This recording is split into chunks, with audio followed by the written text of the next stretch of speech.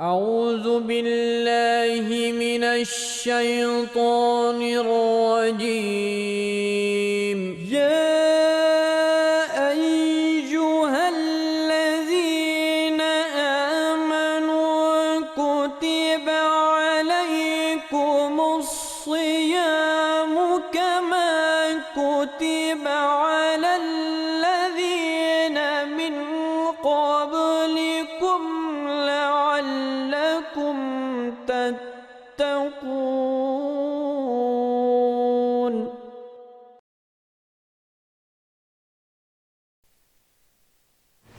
lẹ́ẹ̀kan sí akí gbogbo wa ní kíọ́lá ìkíọ́lá. Assalamu alaikum wa rahmatullahi wa barakatuhu.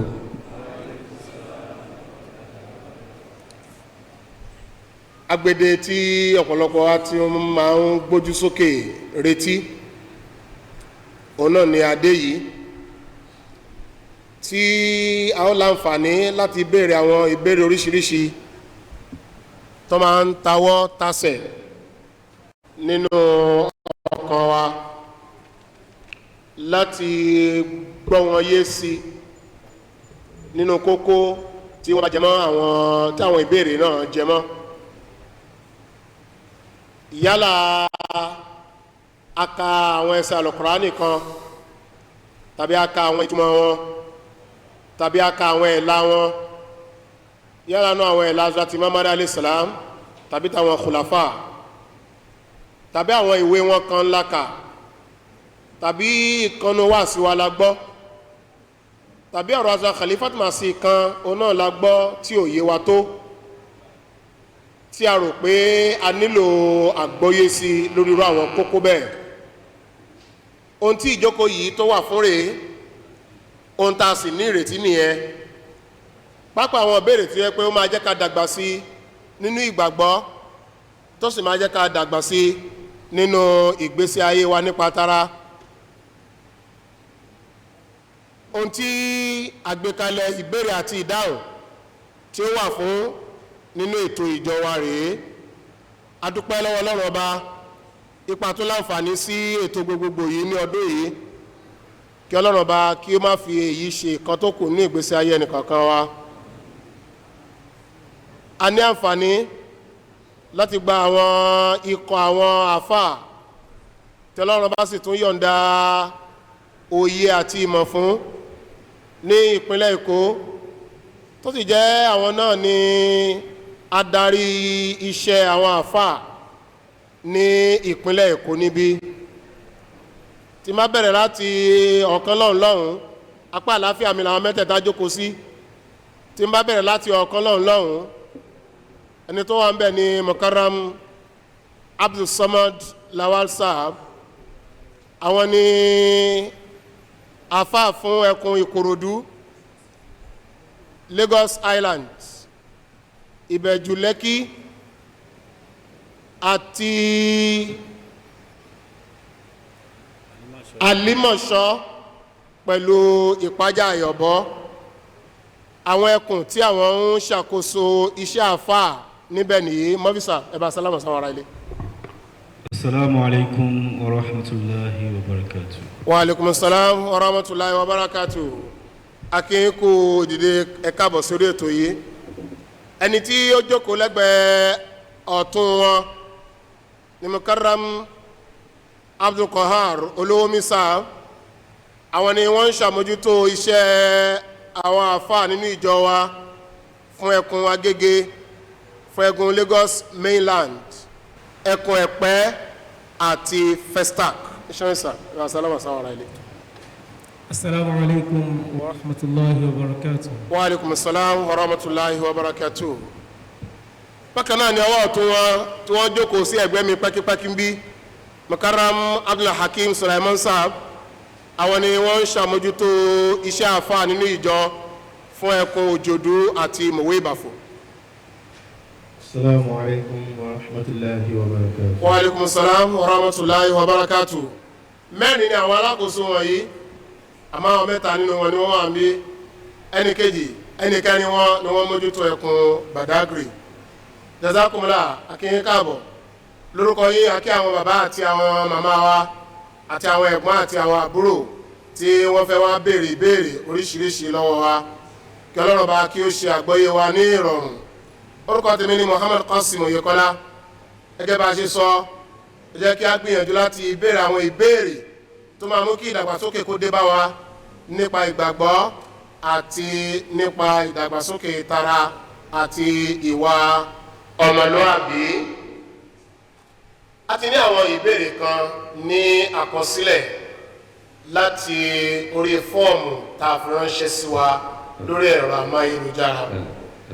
Àwọn ìbéèrè yìí la máa kọ́kọ́ mójútó nítorí pé àwọn olóyìnbó ní first come first served bá a ti máa ṣe àwọn ìbéèrè tó kọ́kọ́ wọlé nìyẹn.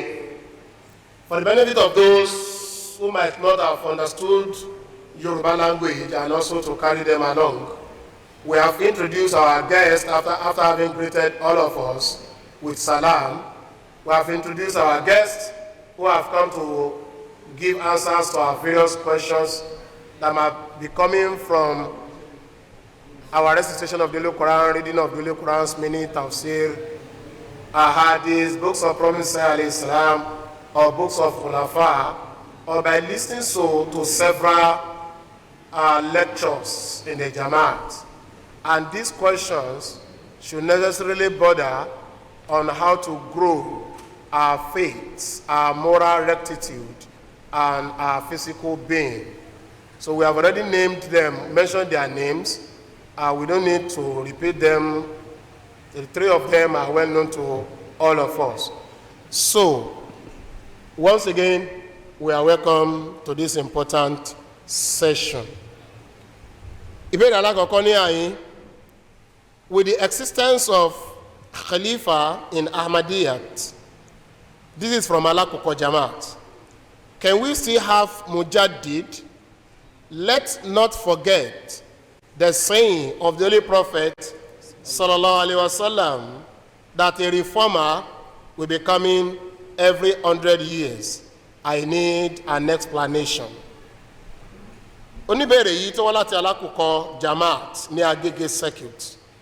Wọ́n ní pẹ̀lú bíbẹ̀ ètò khilafa nínú ìjọ Ahmadiyya, ṣé a sì tún lè ní Mujaddid? Ká má gbàgbé pé òjíṣẹ́ ńlá Muhammad sallam wọ́n sọ nínú àrọ́bá wọn kan pé ìbẹ̀rẹ̀ 100 ọdún kọ̀ọ̀kan láwọn máa gbé Mujaddid dìde. Ẹ jọ̀ọ́ mo nílò àlàyé lórí eléyìí. Gẹ́gẹ́ bí mo ṣe tò àwọn ọ̀jọ̀gbọ́n wa, bẹ́ẹ̀ náà ní ṣe tò ìbéèrè náà. Mo fi àpẹẹsàn sà. Assalamu alaikum wa rahmatullahi wa barakatuh. Wa alaikum assalam. Gẹ́gẹ́ bí ìbéèrè tí wọ́n béèrè, ó yẹ kí èèyàn kọ́kọ́ gbìyànjú àti gbọ́ yé wípé kí ló ń jẹ́ Mujaddid nínú Islam. Ẹni tí ń tún nǹkan gbé dìde ní jẹ́ Mujaddid. Ẹni tí tó ń tún nǹkan gbé dìde, yẹn ni pé nǹkan yẹn ti wà nílẹ̀ tẹ́lẹ̀, iṣẹ́ àtúngbé dìde ló fẹ́ ṣe. So nípa bẹ́ẹ̀ ló jẹ́ wípé òjíṣẹ́ ńlá Muhammad sallallahu alaihi wasallam wọ́n ti sọ àsọtẹ́lẹ̀ wípé lórí 100 ọdún kankan àwọn Mujaddid wọ́n máa wá láti tún ẹ̀sìn gbé dìde lẹ́ẹ̀kan sí. Àmọ́ wá fi kún wípé ó ní ẹnìkan tó jẹ́ wípé àgbàlagbà ni, iṣẹ́ tiẹ̀ ó tiẹ̀ pò ó kìrajà, ó ju Mujaddid yá ti lọ, ó ju kákan gbé nǹkan dìde ó jù lọ. Bí kìí ṣe wípé ọ̀pọ̀lọpọ̀ yánpọnyánrin tí ó ti bẹ̀rẹ̀ sí ní bẹ́ sílẹ̀, tí ó ti wà nílẹ̀ láàrin àwọn mùsùlùmí, òun ló fẹ́ ṣe onídàájọ́ fún wọn lé lórí. Yàtọ̀ sí eléyìí, yóò ní ìfọwọ́kàn ẹ̀mí, ìyẹn ìjẹ́ mẹ́sáyà yóò wà nínú ìṣẹ̀mí rẹ̀, yóò ní ìfọwọ́kàn tẹ̀mí tó dájú. Gbogbo nǹkan tó bá fọwọ́kàn òun náà ni yóò máa ní ìgbédìde ti ẹ̀mí. Yàtọ̀ sí eléyìí, yóò jẹ́ Mahdi, yóò jẹ́ àfinimọ̀. Àwọn bá fi kún wípé lẹ́yìn ìpapòdà ẹni yẹn, Ọlọ́run bá máa ṣe wípé khilafatun ala minhaji nubuwa, khilafa tó wà lórí gìgísẹ̀ òjíṣẹ́ yóò gbìnàyà lẹ́ẹ̀kan sí tá a bá gbàgbé irú ìfẹ́ máa jẹ́ khilafa yìí ó wáyé fún 30 ọdún lẹ́yìn ìpapòdà òjíṣẹ́ ńlá Muhammad sallallahu alayhi wa sallam kó torí pé ó di àwọn nǹkan míì àtàwọn nǹkan míì ó di mulkan adon ó di mulkan jabariya kó torí pé òjíṣẹ́ ńlá Muhammad sallallahu alayhi wa sallam wọ́n sọ àsọtẹ́lẹ̀ ìpadàbọ̀ rẹ̀ lẹ́ẹ̀kan sí so lẹ́yìn ìgbà tí wọ́n sọ àsọtẹ́lẹ̀ ìpadàbọ̀ rẹ̀ lẹ́ẹ̀kan sí gbólóhùn kan tó wá parí àrọ́bá yẹn ó sọ wípé summa sakata lẹ́yìn ìgbà yẹn wọ́n á dákẹ́ wọn ò sọ nǹkan tí ó ṣẹlẹ̀ lẹ́yìn ìgbà tí Ọlọ́run bá gbé khilafatun ala minhaji nubuwa dìde sí lẹ́ẹ̀kan sí gẹ́gẹ́ bí ìbéèrè tí ẹni wá béèrè ipò khilafa nínú Islam ipò tí khalifa wà ó ju ipò tí mujadid wà lọ ó jù lọ tefetefe ni torí pé àròlé àwọn òjíṣẹ́ òun làwọn khalifa yẹn ni wọ́n jẹ́ so látẹnu òjíṣẹ́ ńlá Muhammad sallallahu alaihi wa sallam Ọlọ́run bá ti ṣàdéhùn kan tó ju mujadidiyya ti lọ fún ìkẹyìn ayé pàápàá jùlọ lẹ́yìn ìgbà tí ìwàsáyé Mahdi àti Mẹ́sáyà tó bá ti wá so bí Ọlọ́run bá dẹ̀ ṣe sọ yẹn bẹ́ẹ̀ gẹ́gẹ́ ló ṣẹlẹ̀ lẹ́yìn ìpapòdà Imam Mahdi alayhi salatu wassalam khalifa alákọ̀ọ́kọ́ jẹ́ khalifa ẹlẹ́ẹ̀kejì jẹ́ ẹlẹ́ẹ̀kẹta ẹlẹ́ẹ̀kẹrin ẹlẹ́ẹ̀karùn-ún ẹnìkan náà kọ lẹ́tà rí láti béèrè irú ìbéèrè lọ́wọ́ khalifa ẹlẹ́ẹ̀karùn-ún so lára àwọn ìdáhùn tí khalifa ẹlẹ́ẹ̀karùn-ún tí wọ́n mú fún ni pé mi ò sọ fún ọ wípé bóyá Ọlọ́run bò lè gbé ẹnìkan dìde láàrin àwọn tó bá tẹ̀lé Mahdi àti Mẹ́sáyà gẹ́gẹ́ bí mujadid so lára nǹkan tá a gbọ́dọ̀ dìmú ni pé tọ́lọ́run bá tiẹ̀ gbé mujadid dìde yóò jẹ́ láàrin àwọn tó gbàfà fún Imam Mahdi alayhi salatu wassalam wọ́n á tẹ̀síwájú ọ̀rọ̀ yìí pé kódà tẹni náà tó bá jẹ́ kó ṣeé ṣe kó wà síbẹ̀síbẹ̀ yóò wà ní ìtẹ̀bá sí khalifa àsìkò ni síbẹ̀síbẹ̀ yóò máa ṣiṣẹ́ ní ìtẹ̀bá sí khalifa àsìkò ni torí pé ipò khalifa ju tiẹ̀ lọ so nínú ìdáhùn tiwọn wọ́n jẹ́ kó mọ̀ fún wípé Ọlọ́run bá ti gbé ojú rere kan tó ju ti mujadid ó ti gbé dìde láàrin wa tá a sì ń gbàdúrà kó tẹ̀síwájú so nípa bẹ́ẹ̀ ló jẹ́ wípé ojú rere míì lẹ́gbẹ̀ẹ́ kan tó kéré sí oní mujadidiyat Imam Mahdi alayhi salatu wassalam wọn ò wá láti tilẹ̀kùn mọ́ kódà nínú àwọn ọ̀rọ̀ míì tí wọ́n sọ wípé àwọn jẹ́ àfihàn agbára Ọlọ́run ọba àti pé àwọn ò sọ fún yín pé àìkà ìmọye àwọn àfihàn agbára Ọlọ́run ọba mi ò ní ṣẹlẹ̀ o lẹ́yìn ìgbà táwọn bá lọ tán kódà Hazrat Muslim Maud radiyallahu anhu wọ́n ní àwọn Ọlọ́run bá ti ṣe àwọn ní masili masi Ọlọ́run ti ṣe àwọn ní àpẹẹrẹ àbí bíi àwòrán fún Mahdi àti Mẹ́sáyà tọ́lọ́run bá gbé dìde wọ́n ní àmọ́ àwọn ò sọ fún yín pé Ọlọ́run bó tún ní gbé irúfẹ́ tàwọn lọ́pọ̀lọpọ̀ dìde nínú ìjọ mùsùlùmí Ahmadiyya nígbà tí a bá nílò rẹ̀ Ọlọ́run bá yóò máa gbé ẹni tí ó ní àfijọ wámúwámú pẹ̀lú Muslim Maud Ọlọ́run bá yóò gbé wọn dìde lẹ́ẹ̀kan sí so tó bẹ́ẹ̀ jù bẹ́ẹ̀ lọ ipò tí à ń sọ̀rọ̀ rẹ̀ lónìí lára àwọn ipò àánú tí Ọlọ́run bá àlekè ọlá máa ń ṣí sílẹ̀ fún al-umma Islam ni Ọlọ́run tẹ̀ wá ti wá sí ìtójú bẹ́ẹ̀ lọ fún wa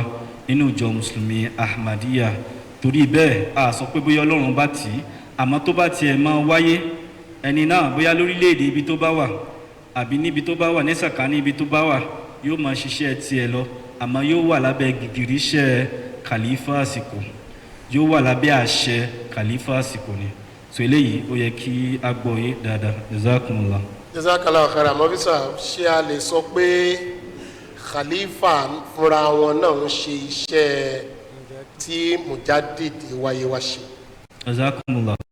so a lè sọ pé khalifa ń ṣiṣẹ́ tí mujadid tó wáyé wá ṣe bó torí pé ipò mujadid ó kéré gan sí ipò khalifa torí bẹ́ẹ̀ kò ní jẹ́ ìbọ̀wọ̀ kò ní jẹ́ ohun ìbọ̀wọ̀ láti fi orúkọ yẹn láti fi pè khalifa àsìkò ṣùgbọ́n lára iṣẹ́ tí mujadid ṣe ó wà lára àwọn iṣẹ́ tí khalifa wa náà tí wọ́n ń ṣe.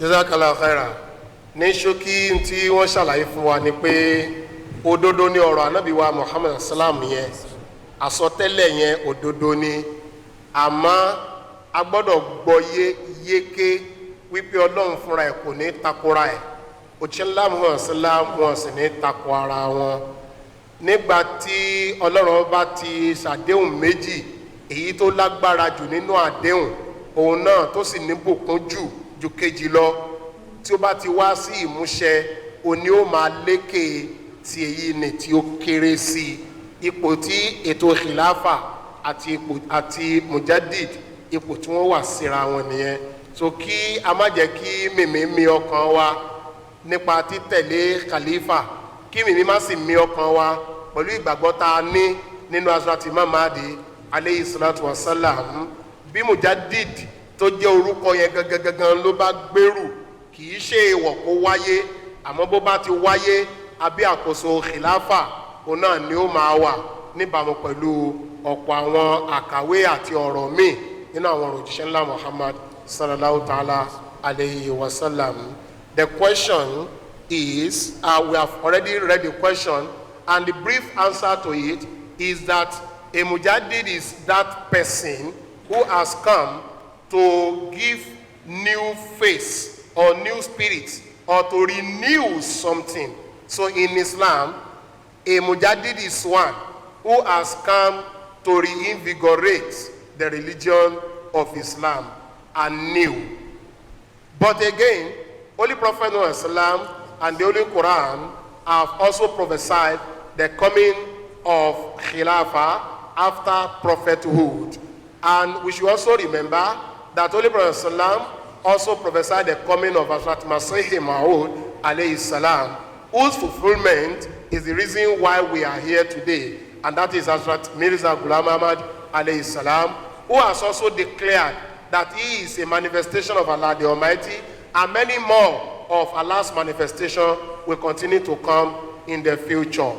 And Khilafah will also come after him.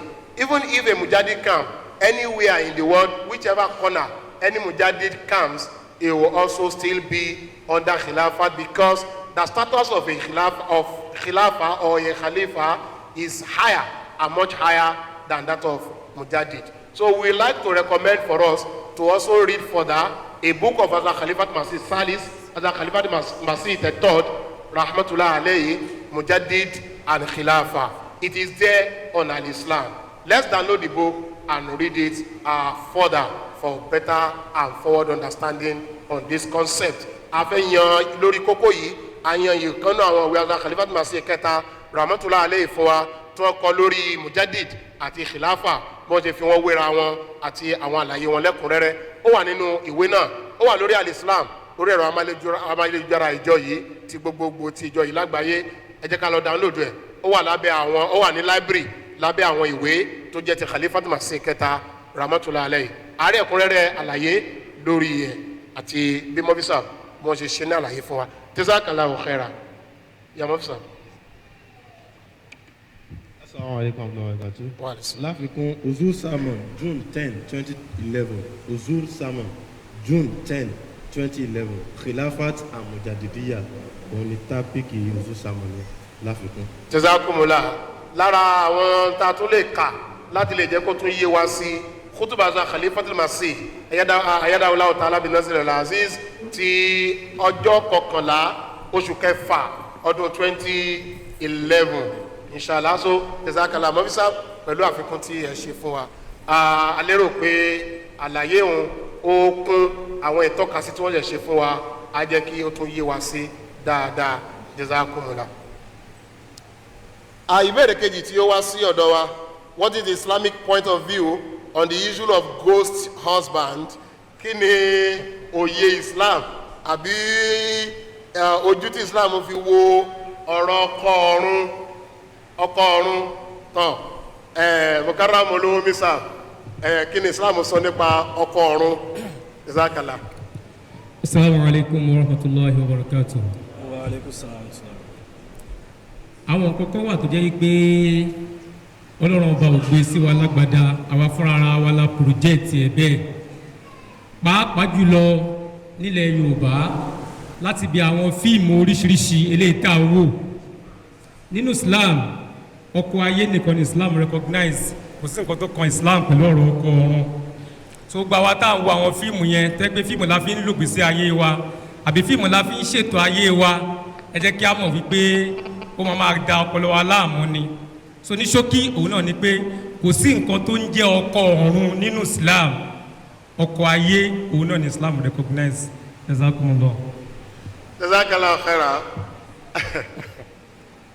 wọ́n ní ẹ jẹ́ ká ṣayé débi kan náà ká tó máa lọ ọ̀run ìyàwó ọ̀run àti ìyàwó ayé ló wà ní Islam mọ̀ ọkọ ayé lórí ilé ayé yìí náà ni ìyẹn ni Islam sọ nínú Al-Qur'ani pápá alam naj'alil arda kifatan ahya'an wa amwata aya Al-Qur'ani kan sọ pé alam naj'alil arda kifatan ahya'an wa amwata ṣé ilẹ̀ yìí kò ti tó láti mú atalaya tó kú láti mú dúró ni bẹ́ẹ̀ yóò bá ṣẹ̀mí ayé yìí náà ni orí ilẹ̀ yìí náà ni bẹ́ẹ̀ yóò bá sì kú orí ilẹ̀ yìí náà ni ó kú sí orí ilẹ̀ yìí náà inú ilẹ̀ yìí náà lásìn sí so antalukura ni sọ nìyẹn alam naj'alil arda kifatan ahya'an wa amwata so ẹja fi ọ̀rọ̀ ọkọ ọ̀run sílẹ̀ Islam ò dá ọkọ ọ̀run mọ̀ ọkọ ayé àti ìyàwó ayé so ghost husband or ghost wife they are alien concepts that has always come from myth that metamorphose into film and drama writings.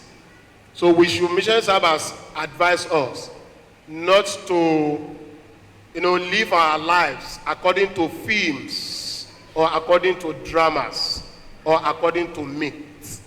Ìgbésí ayé inú àlá òun náà ni gbogbo àwọn yẹn inú fíìmù láti máa ń rí wọn wọ́n gbà wá níyànjú ntí Islam bá fẹ́ ká tọ̀ lọ́nà òun náà ni ká gbìyànjú láti tọ̀ lọ́nà ayé yìí tó fún wa bẹ́ẹ̀ yóò bá ṣẹ̀mí ilé ayé yìí ti tó bẹ́ẹ̀ yóò bá kú ilé ayé náà ni ó kù sí orí yẹ̀pẹ̀ òun náà ni a máa sin sí and to also Mufti Abdulhakeem Sulaiman Sahab has tried to call our attention on the issue of Mujadid so that we will not really bother our minds that no one claimed to be a Mujadid.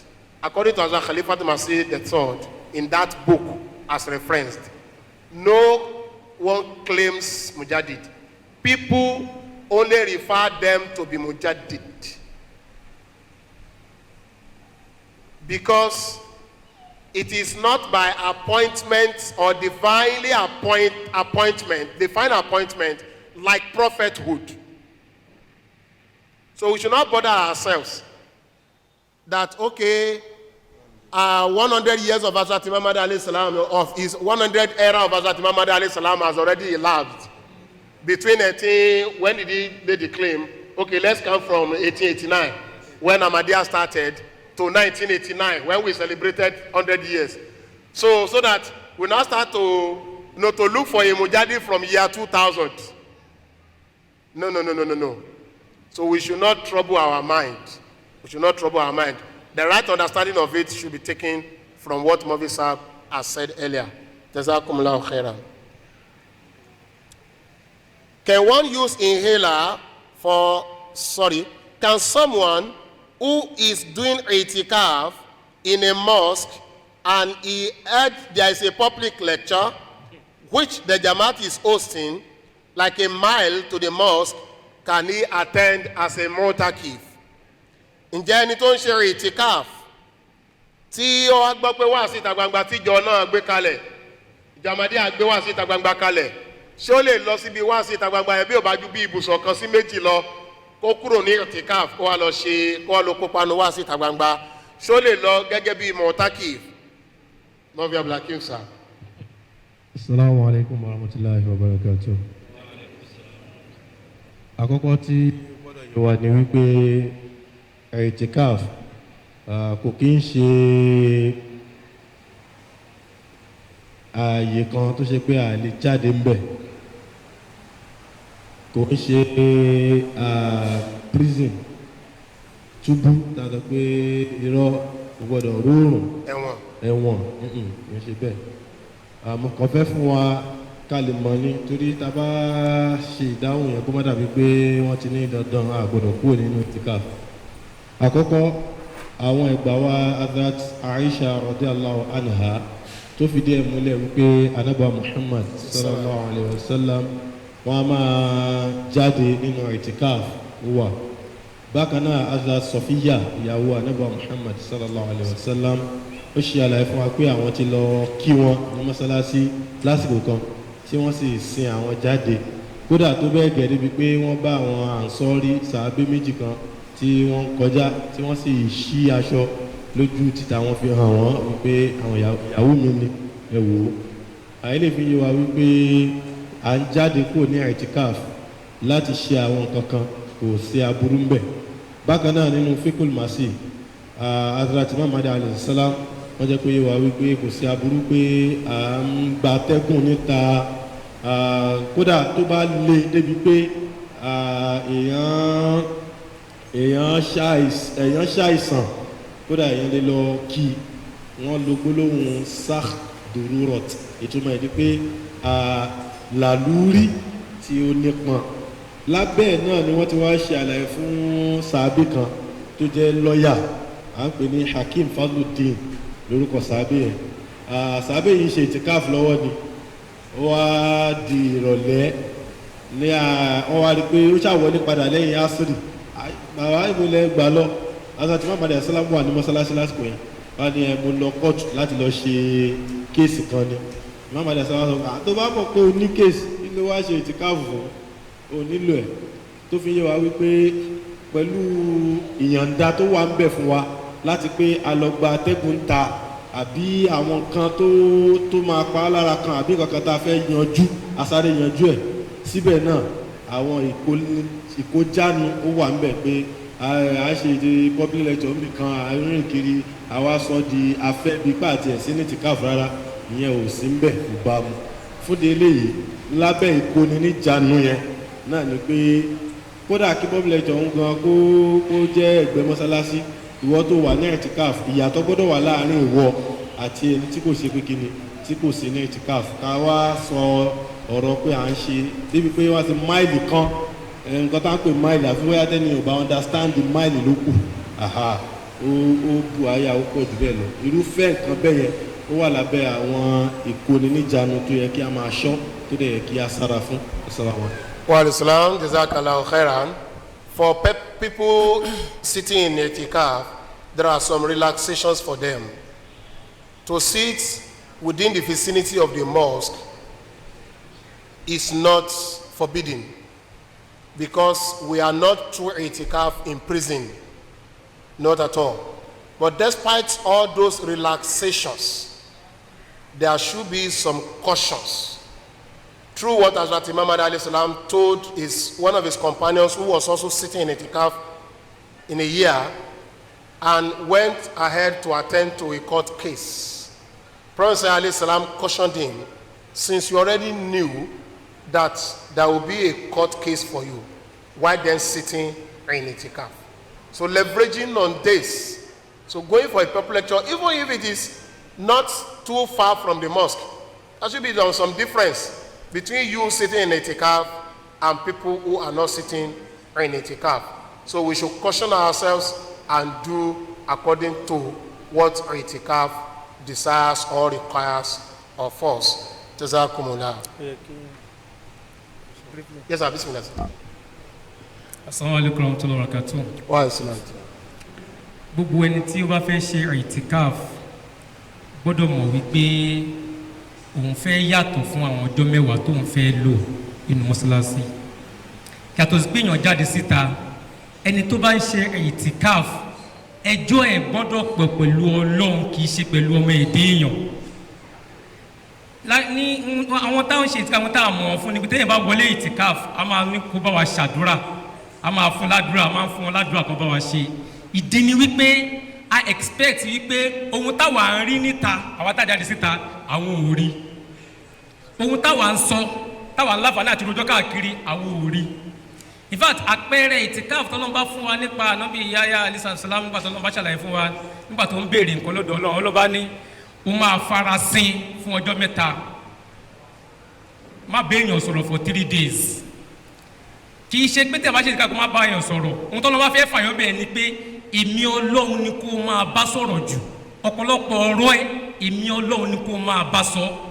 bí ẹ̀ bá wà ní ìtìkáàfù tó yẹ pé irú ẹjọ́ táwa tá a ṣe ìtìkáàfù ń rò òun lòun náà ń rò dẹ̀ kí ni yàtọ̀ bí ìgbà tí wọn kọ́ tẹ̀ wá sún mọ́sálásí lásán ni bí ẹ̀ bá parí ìtìkáàfù ó yẹ kóun náà rí ìmọ́lẹ̀ lára ẹ̀ wípé òun farasin n tó ń pè ní ìtìkáàfù ni èèyàn farasin ẹni tó farasin ó gbọ́dọ̀ rí ipa kóun farasin àwa gbọ́dọ̀ rí lójú ẹ̀ pé ó farasin lóòótọ́ so ìtìkáàfù kì í ṣe serious thing tó yẹ pé téèyàn bá ṣe é tán téèyàn àwọn àdúrà téèyàn ṣe ń bẹ̀ gan ọkàn yẹn á balẹ̀ inú yẹn á dùn pé àdúrà ẹ̀ ti ní bíbà kábàá ìtura pé ẹ̀ wá ronú pé òun fẹ́ lọ attend public lecture àwọn súnà kan wà tó yẹ pé táwọn kan bá ti ṣe kì í ṣe ọ̀rọ̀ fáwọn amọ́ láti ṣe ọlọ́run á gbà fún wa. Jazakumullah. Mukarram Olomi Sahab has added that those of us sitting in itikaf, it is as per sunnah to minimize our talks with human being while we raise the tempo of our discussions, of our talks with Allah the Almighty. This is what is required of us, and this will make us different from those who are not sitting in itikaf. In as much as it is allowed for us to talk, it's not that because of itikaf we now remain dumb for 10 days. No, we are allowed to talk, but to barest minimum. We should be totally different so that at the end of the day, we'll also feel the impact of that exercise, that rigorous exercise we have passed through. This is the addendum that has come from the respected Missionary Olomi Sahab. Jazakallah. Then I go again to Mukarram Abdul Samad Sahab. Can one use inhaler for catarrh during fasting? Ǹjẹ́ a lè lo inhaler tá a máa ń fin símú fáwọn tí kàtá ń yọ lẹ́nu nínú ààwẹ̀ nígbà tá a bá ń gbà ààwẹ̀ lọ́wọ́? Assalamu alaikum warahmatullahi wabarakatuh. Wa alaikum salam. Gẹ́gẹ́ bí nǹkan tí Al-Qur'ani sọ fún wa wípé faman kana minkum maridan aw ala safarin fa'iddatun min ayyamin ukhra. Ẹni pé ẹni tí bá ń ṣàìsàn nínú yín àbí tó wà lórí ìrìn àjò ó lè fi àwẹ̀ sílẹ̀ kó mú wá láti ọjọ́ mìíràn.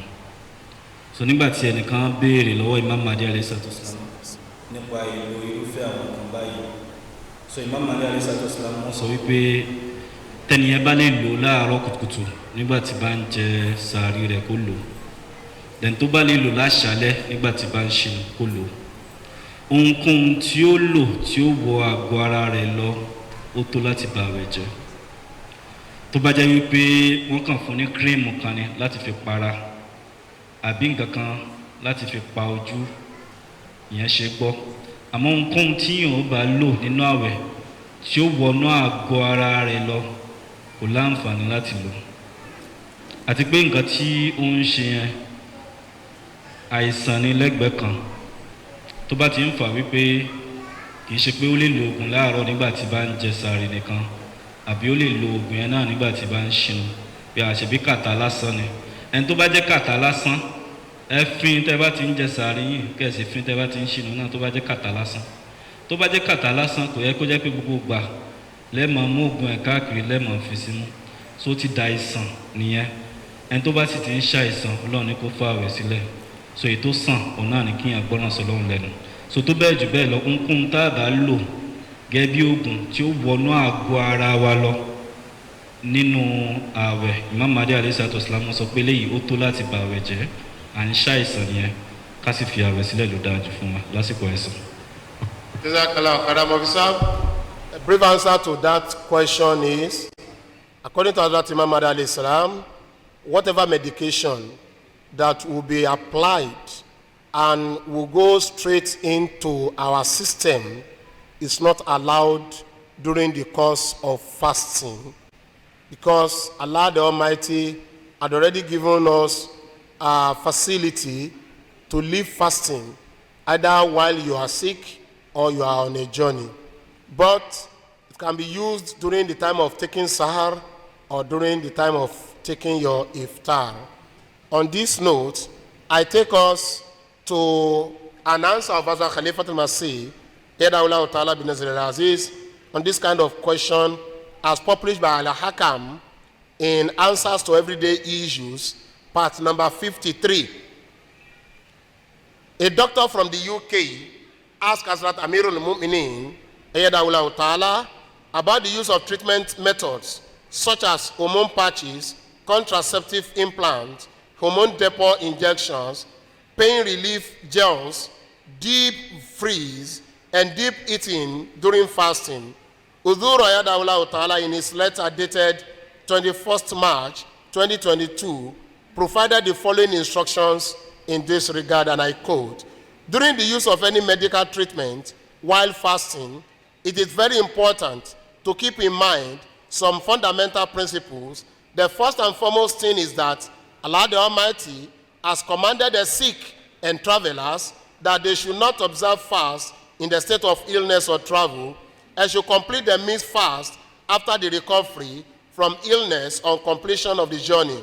And if a person is suffering from a chronic illness and has no hope of getting better, then in such a situation, if he is able to afford it, he should offer fidya, according to Surah Baqarah, verse 185. However, if someone is experiencing a health condition that medical experts have confirmed will not be harmful if they fast, then they are allowed to fast even in that state. If such a medical condition requires the use of medication, the medicine should only be taken before starting the fast or after breaking it. During the fast, no medication should be taken that enters the body. However, if the medicine is only applied to the skin and does not enter the body, such an ointment, cream, gel, or spray, then it is permissible to use during the fast. This is what Mavi Sahib has summarized for us, and they are words of Hazrat Khalifat Masih that has also been taken from the guidance of Hazrat Masih Maud alayhi salam. This is Answers to Everyday Issues, part number 53 in the weekly Al-Hakam English edition from the UK. Jazakumullah. Ohun tá a kà jáde òun náà ni Mavi Sahib ni wọ́n sọ fún wa lẹ́ẹ̀kan ní èdè Yorùbá. Jazakumullah.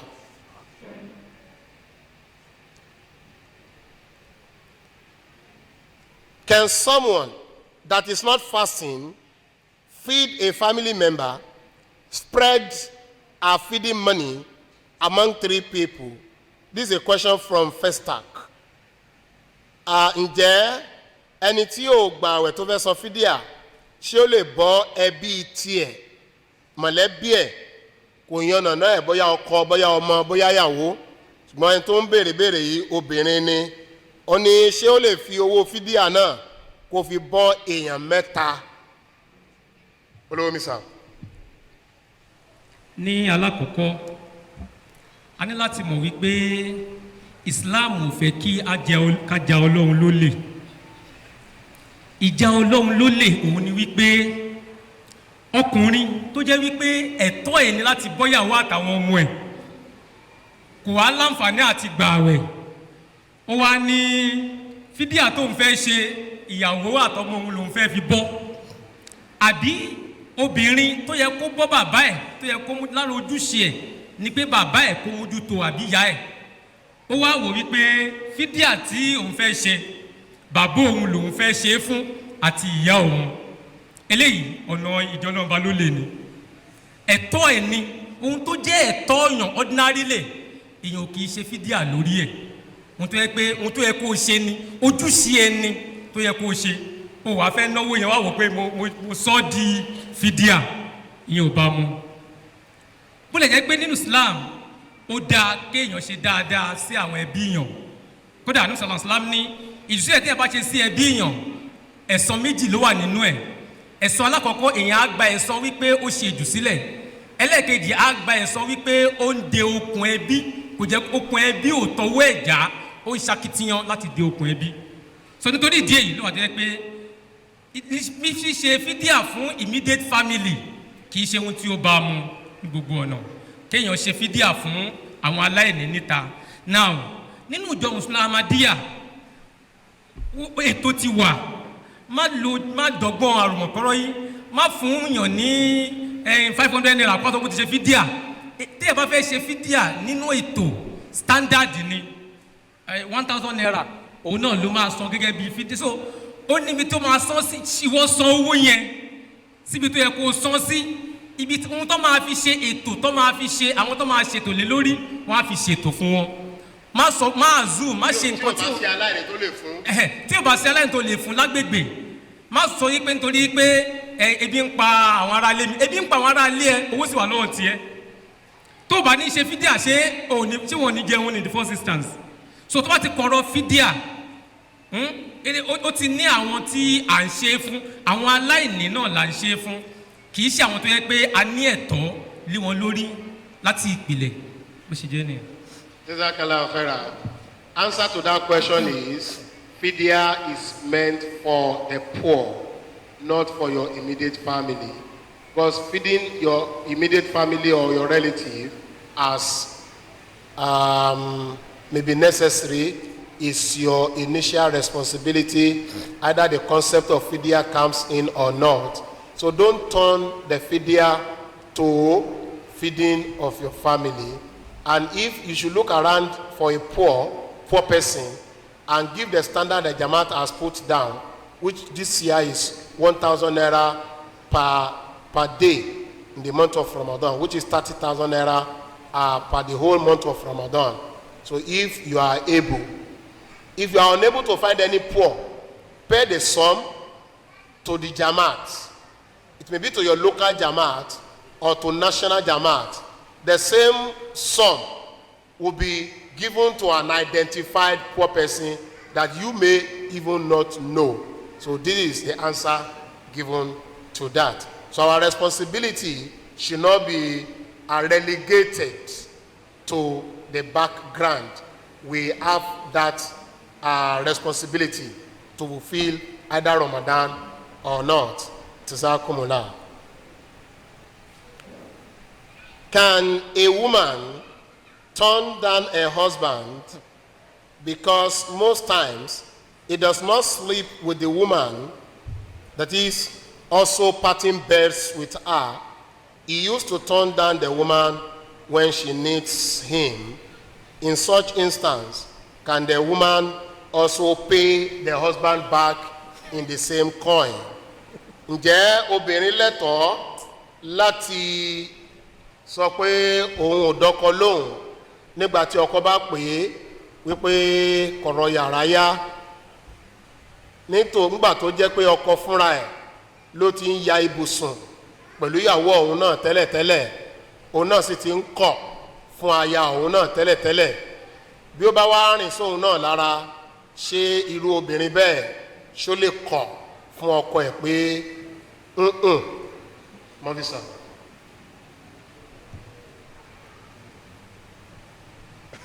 Assalamu alaikum warahmatullahi wabarakatuh. Wa alaikum assalam. A fẹ́ kí àwọn missionary staff kí wọ́n bá dáhùn question.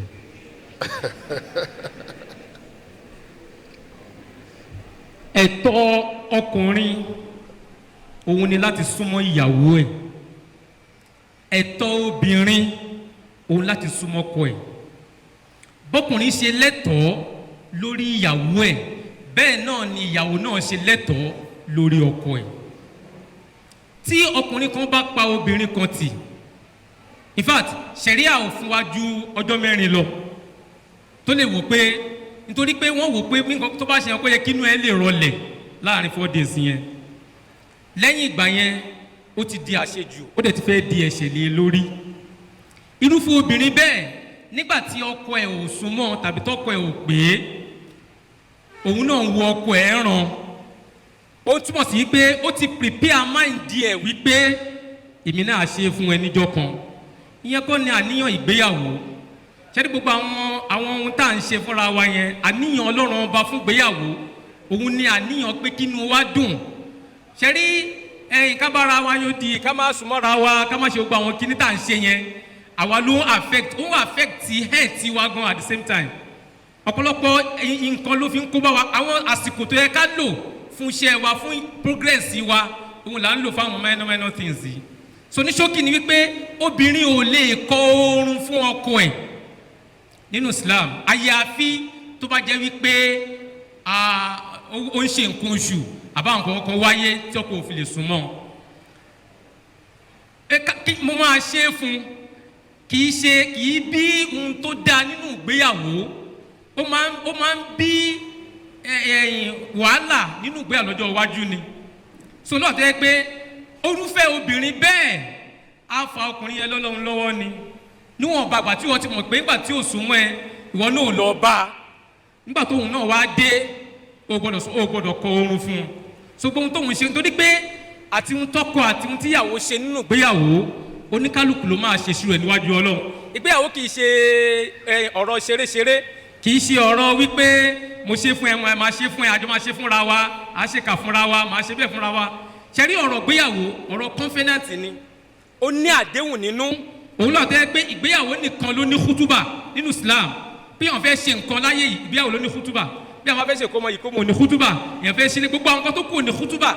Ìgbéyàwó nìkan ṣo ló ní kútúbà tó ń túbọ̀ sí wípé ní kété tí ọkùnrin àtobìnrin tó bá ti jọ agree pé àwọn fẹ́ fẹ́ra wọn, tí wọ́n bá ti ké kútúbà lé wọn lórí, gbogbo ohun tí wọ́n bá ń ṣe ń bẹ̀ tí ò bá tọ́ wọ́n á ṣe ìṣirò ẹ̀ níwájú Ọlọ́run. So dájọ́ tẹ́ pé bí àwọ̀ bá ṣẹlẹ̀ ẹ̀yànjú ẹ̀ so that life á continue. So o ṣe fún mi máa ṣe fún ẹ kì í ṣe inú ìgbéyàwó náà ti ń ṣerú ẹ̀. Àjẹ́bẹ́ àníyàn Ọlọ́run ọba fún wa lórí ìgbéyàwó àníri mú iṣẹ́. The kind of life that bred this question is not what is required or expected of believers, because believers are expected to live harmoniously, amicably, and with tranquility between themselves. That is a couple, a husband and a wife. If the husband is shirking in his own responsibilities in conjugal relationship, the wife should never pay him back in his own coin. If the husband is not coming forth, the wife should make a move that will make her to be a pious or more pious wife in the sight of Allah the Almighty. We should always remember that in all the social-religious institutions or ceremonies in Islam, it is only nikah that has a khutbah officially in Islam. Akika has no khutbah, Janaza has no khutbah, and so on and so forth. It is only nikah. This means, and this is putting responsibilities on the couples in Islam. So we should be wary of this, because whatever we do within the confine of this khutbah will, be accountable to Allah the Almighty. Therefore, both the husband and wife have responsibilities towards each other, and each of them should always be in haste to fulfill their respective responsibility. Tizakola Movisa. Yes, Movisa. Yeah. The next question is, what is the implication of a spouse keeping malice with a partner, especially during Ramadan? I think it is from the same, it's not from the same person, it's from another person entirely. What is the implication of a spouse keeping malice with a partner, especially during Ramadan? So the inference to that question can be taken from what Mission has just said. There's an hadith of Rasulullah that says, La yahillu al-mu'min an yahjura akhahu fawqa salasati ayyam, just as he has referenced the other time, that in Sharia, you are given only 3 days. You are given only 3 days. If you are angry at all, if you want to be angry at all with your wife, with your husband, to your neighbor, it should not be more than 3 days. Ekpariye now. Missionary sir. I wonder. Please.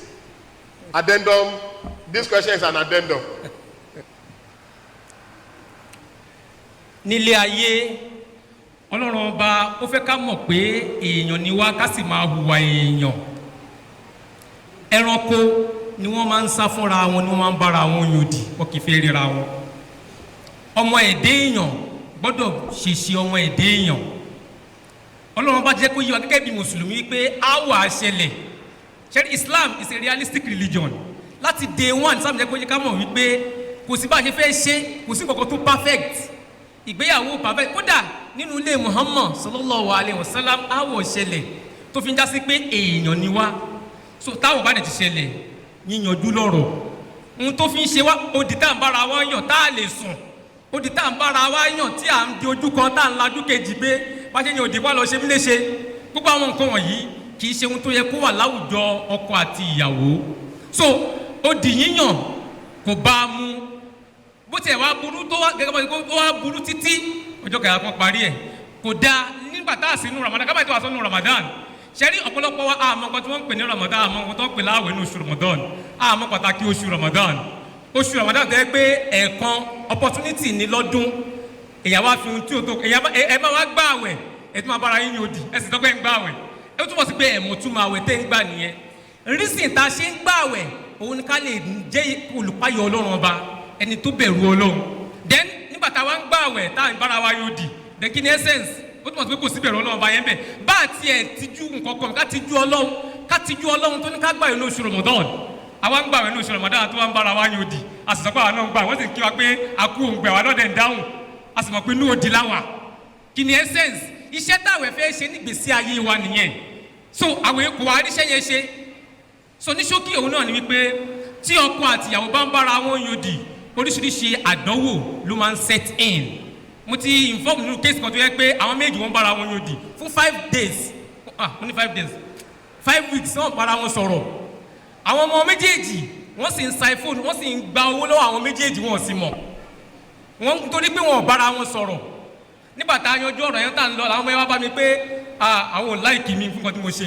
Kí ló dé? Wọ́n ní torí wípé mo disturb àwọn fún àǹfààní táwọn rí nídìí ìbáyọ̀dì tí bàbá àti màmá àwọn tí wọ́n ń bára wọn ṣe.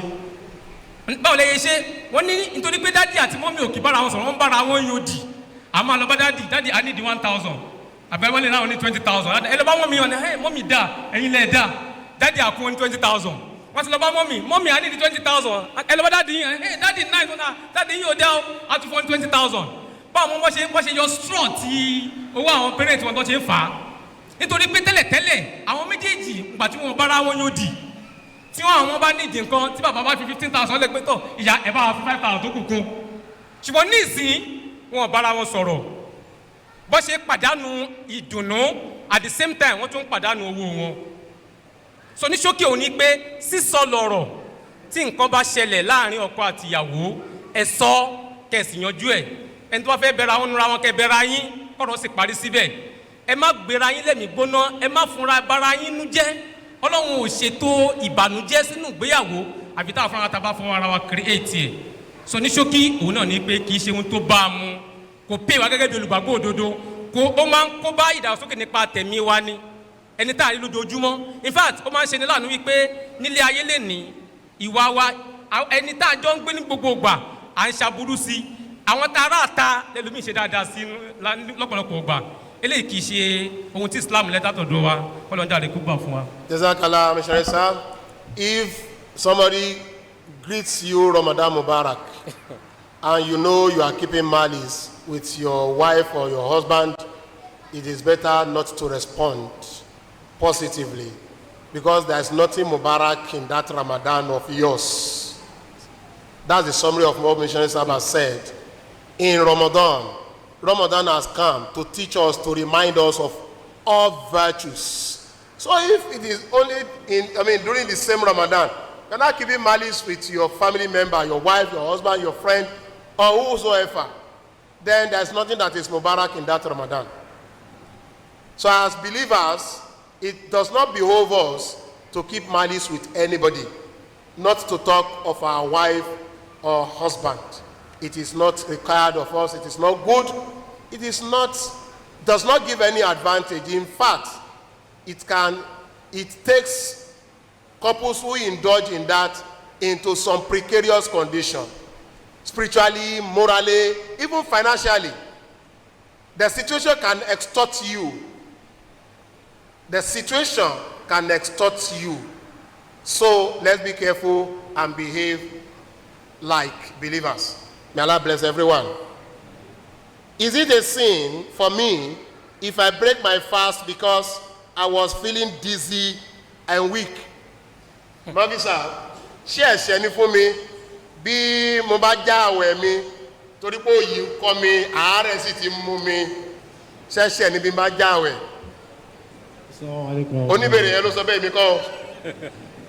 Èèyàn jáwèé. Kò ní gbódókí kò kí ń ṣe ẹ̀ṣẹ̀ wípé èèyàn jáwèé nítorí pé òkè yìí ga lágàjù mi ò lè lọ mọ́ kò kí ń ṣe ẹ̀ṣẹ̀ nítorí wípé nínú Islam ó gbàfà fún ẹ̀mí ọmọ ẹ̀dẹ́yàn lọ́pọ̀lọpọ̀ ó pọ́n ìṣẹ̀mí wa lé ju wípé kí a dá ẹ̀mí wa lé gbòdò lọ nítorí wípé tá bá wà láyé la lè sin Ọlọ́run ọba tí a bá papòdà látara ìnira kan tí a gbé lórí ara wa ìyẹn ó tako ẹ̀kọ́ Islam àti pé ó dàbí pé ní ọdọọdún ní ìbéèrè pé sọmọdé lè gba àwẹ̀ tí bá gba àwẹ̀ báyìí ló máa ń wá ọ̀pọ̀lọpọ̀ ló ṣe wípé àwa gan àdàgbà dé stage tó yẹ ká máa gba àwẹ̀ ká tó bẹ̀rẹ̀ sí gba àwẹ̀ ọ̀hún ó ti fa ìnira sí ọ̀pọ̀lọpọ̀ lára àwẹ̀ ó ní ṣe pẹ̀lú ìdàgbà kí èèyàn kí ó bàlágà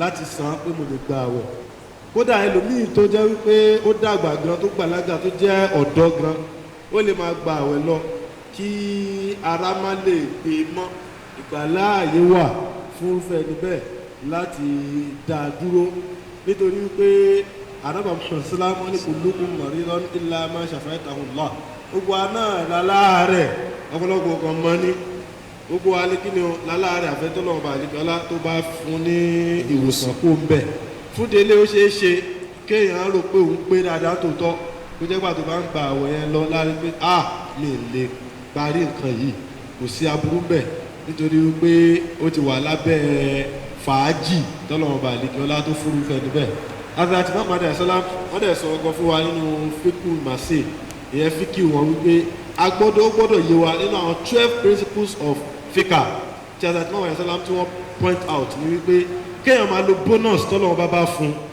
ìbáàdà ni ọlọ́run fún ẹ ń bonus yìí ó dẹ̀ lò ìbáàdà ni àwọn kéèyàn wá ran parí pé àní dandan sẹ́ẹ̀ mo gbọ́dọ̀ parí kíní iṣẹ́ kò sí nínú ẹ̀kọ́ Islam so inú bonus ọ̀pọ̀lá gbàngbàngbà táàrẹ̀ bá ti wọlé kéèyàn ṣe kí ni kó gbà lọ́jọ́ mi. The answer to that question is in affirmative. You are allowed and it's not a sin if you're feeling dizzy and you are getting weaker and weaker and weaker, just leave it, drink something, eat something, go to hospital if you need to, because Allah holds in sanctity the soul of human being and he wants us to preserve the soul. So if you want to ruin your soul through some stubbornness, I have to do this compulsorily, then it is not an ibadah again. It's no more a worship, because Allah holds well and he loves to preserve our soul. Therefore, as what Imam Mahdi alayhi salam has also said, making use of gift or bonus, ebun, that might be given to us by Allah the Almighty, like leaving the fast when if you cannot cope because of health challenges, making use of that bonus or gift from Allah the Almighty is also an act of ibadah. So therefore, we should not be careless about our health. Jazakallahu khairan. What does the statement Quran was revealed to the Holy Prophet ﷺ in the month of Ramadan truly means? Is it that the whole of the Quran was revealed only in the month of Ramadan? Gbólóhùn tí Al-Quran ni wípé aṣọ Al-Quran kalẹ̀ fún Ànábì wa sallam nínú oṣù Ramadan, kí ni ìtumọ̀ rẹ̀ gan-an ní pàtó? Ṣé ó túmọ̀ sí pé gbogbo Al-Quran ńlá sọ kalẹ̀ ní nínú oṣù Ramadan. Mọ́fí àkùsọ́mọ́sà. Jazakumullahu khairan. So nàṣí àkọ́kọ́ fún ẹni tí ó béèrè ó ní wípé ó tó láti súnmọ́ tafsir àlàyé al-Qur'an. A ní ọ̀pọ̀lọpọ̀ àǹfààní nínú ìjọ mùsùlùmí Ahmadiyya nípa pé Imam Mahdi alayhi salatu wassalam wọ́n ti wá ṣàlàyé al-Qur'an fún wa. Kódà àwọn khulafa wọn pàápàá jùlọ Hazrat Muslim Maud wọ́n ti wá láti wá tú kẹ̀kẹ́ ọ̀rọ̀ al-Qur'an fún wa. Tàbárí nǹkan kan tí ò yé wa ẹ jẹ́ kí a lọ gbé tafsir, ó lè jẹ́ 5-volume commentary, ó lè jẹ́ tafsir kabir, ó lè jẹ́ tafsir ti Masih Maud alayhi salam, ká gbìyànjú láti gbé yẹ̀wò. Ó ní áàpù kan tá à ń lò Open Quran, a lè ní lórí fóònù wa. Ọ̀rọ̀ tá a bá tẹ̀ láti inú al-Qur'ani ó lè jẹ́ lárúbáwá, ó lè jẹ́ èdè gẹ̀ẹ́sì, yóò gbé jáde níbi tí Ọlọ́run bá àlékè ọlá ti lo gbogbo àwọn ọ̀rọ̀ yìí nínú al-Qur'ani. Tó bá sì gbé jáde a lè béèrè fún commentary ẹ̀, gbogbo commentary tí ìjọ mùsùlùmí Ahmadiyya tó ní lórí ẹ̀ ó máa gbé jáde fún wa. Kódà nígbà míì ó lè gbé jáde ẹgbàá rẹ̀ nínú Sahih Bukhari bákan náà. Sọ wọn àǹfààní yẹn ẹ jẹ́ ká lò ó lódìdí. Ní ìdáhùn sí ìbéèrè tí wọ́n á béèrè wípé al-Qur'ani sọ pé shahru Ramadan alladhi unzila fihi al-Qur'an, ìyẹn ni pé oṣù Ramadan yìí la sọ al-Qur'ani kalẹ̀ níbẹ̀ nínú ẹ̀. So ìdáhùn rẹ̀ ni wípé nínú oṣù yẹn ní ìbẹ̀rẹ̀ pẹ̀pẹ̀ àsọ̀kalẹ̀ al-Qur'ani bẹ̀rẹ̀. So sì máa ń sábà wáyé nígbà míì wípé àsìkò tá a bẹ̀rẹ̀ nǹkan a lè fi pè lódìdí nígbà mìíràn. Àsìkò tí nǹkan kan bẹ̀rẹ̀ a máa ń lò láti fi pè lódìdí nígbà mìíràn. So àsọ̀kalẹ̀ al-Qur'ani ó bẹ̀rẹ̀ fún òjíṣẹ́ ńlá Muhammad sallallahu alayhi wa sallam nínú oṣù Ramadan. Kì wá jẹ́ wípé àsọ̀kalẹ̀ alákọ̀ọ́kọ́ ó wáyé nínú oṣù Ramadan tọdún yìí. Nígbà tó wá tún di oṣù Ramadan tó tún bọ̀, àsọ̀kalẹ̀ míì tó tẹ̀lé ó tún di Ramadan tó ń bọ̀, àsọ̀kalẹ̀ náírà kò rí bẹ́ẹ̀ o.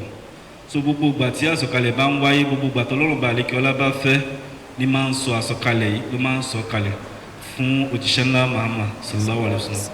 Àsọ̀kalẹ̀ yìí ó sì wáyé fún odidi bí ọdún 23 fún òjíṣẹ́ ńlá Muhammad sallallahu alayhi wa sallam. So tí al-Qur'ani bá sọ pé shahru Ramadan alladhi unzila fihi al-Qur'an, ohun tó ń tọ́ka sí ni pé oṣù àbíyì, oṣù Ramadan yìí ibi tó lọ́lá dé, àwọn Ọlọ́run bá àlékè ọlá aṣàlẹ́ṣà gẹ́gẹ́ bí ìbẹ̀rẹ̀ pẹ̀pẹ̀ àsọ̀kalẹ̀ ìwé mímọ́ tó jẹ́ pé yóò máa lólẹ̀ kárin kése títí ọjọ́ àjíǹde. Our first advice to the questioner is to be closer to tafsir of the Holy Quran. As that is those ones in Ahmadiyya Muslim community. As that Imam Mahdi alayhi salam has come to, with Allah's focus, to come and expatiate on the Holy Quran and to also come and propagate in the Holy Quran, propagate the Holy Quran. He has explained so many things for us regarding the Holy Quran as well as his khulafa. Therefore, we are advised to be closer to this tafsir in Ahmadiyya Muslim community. Meanwhile, the verse of the Holy Quran that is being referred to in the question is Shahru Ramadan alladhi unzila fihi al-Quran, and so on and so forth. Quran was revealed in the month of Holy Quran, in the month of Ramadan. It means one, that the first revelation of the Holy Quran, the first few verses of the Holy Quran were revealed in the month of Ramadan. While the regular rehearsing of the Holy Quran, the Holy Prophet Muhammad Sallam by Jibreel also occurred in annual month of Ramadan. So this is the implication of this verse of the Holy Quran. May Allah bless us with better understanding. Amen. During Ramadan period, supposing someone wakes up late, let's say that person wakes up around 5:35 a.m. and the sunnah is that one's supposed to take sahur before 5:30 a.m. What is the solution to this? Can that person eat and continue his fasting, or continues to fast without eating. Nínú oṣù Ramadan bẹ́ẹ̀ nìkan bá pẹ́ jí ká bí àpẹẹrẹ ó pẹ́ jí ó jí ní nǹkan bí aago 6 ó kù ìṣẹ́jú 15 tó sì jẹ́ pé nínú súnà ó yẹ kó ti jẹ sàárì ṣíwájú aago 5:30 ìdájí. Kí ni ojútùú sí eléyìí? Ṣé onítọ̀hún ó ṣẹ̀ṣẹ̀ jẹun ni tàbí kó máa gba àwẹ̀ rẹ̀ lọ láì jẹun? Olówó mi sà.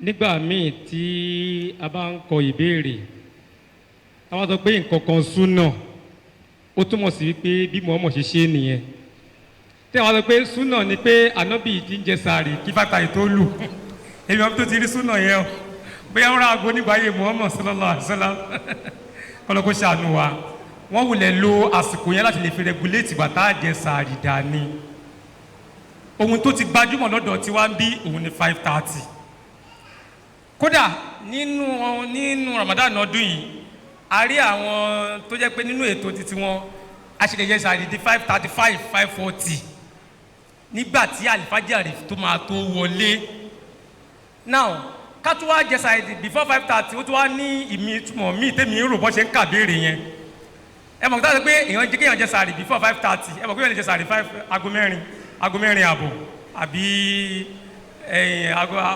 aago 3 ṣe rí sàárì tó dáa jù òun ni ìtẹ́ èèyàn jẹ́wọ́ àsìkò tó ń pè wọn ìtò dáa jù ń tà kà pé mọ́mọ́ máa ń ṣe nìyẹn mọ́mọ́ kì í jẹ sàárì tán kí wọ́n tún wá fẹ̀gbẹ́ lélẹ̀ mọ́mọ́ kì í jẹ sàárì tán kí wọ́n tún wá ṣe nǹkan míì wọ́n máa ń jẹ sàárì tán wọ́n máa ń ṣàdùn àlọ́ máa lọ ṣètò oorun ni so ètò dáa jù òun nìyẹn Islam kọ́ alẹ́ kọ́ sàárì àjẹ́lẹ̀ náà nínú Islam téèyàn bá wá pẹ́ kó tó jí tí kì í ṣe kó ń ṣe bẹ́ẹ̀ ní gbogbo gbà ìpè ń mọ̀ pé kí n tó jí kí n bá lè pé kí n tó jẹ sàárì ó ti pẹ́ kó tó jí nìyẹn ó wá for example 5:35 tí sàárì tó fẹ́ jẹ́ bá wà ńlẹ̀ kì í ṣe pé ó jí ní táìmù yẹn ó yẹ̀ṣẹ̀ wá lọ gbé omi ẹ̀bà kaná ó yẹ̀ṣẹ̀ wá wọ́ ọmọ ọbẹ̀ gbàgbọ́ àbíṣe yẹn tán agbẹ́fà ti kọjá ó nítorí pé òun gbọ́ pé òun sì lè jẹ sàárì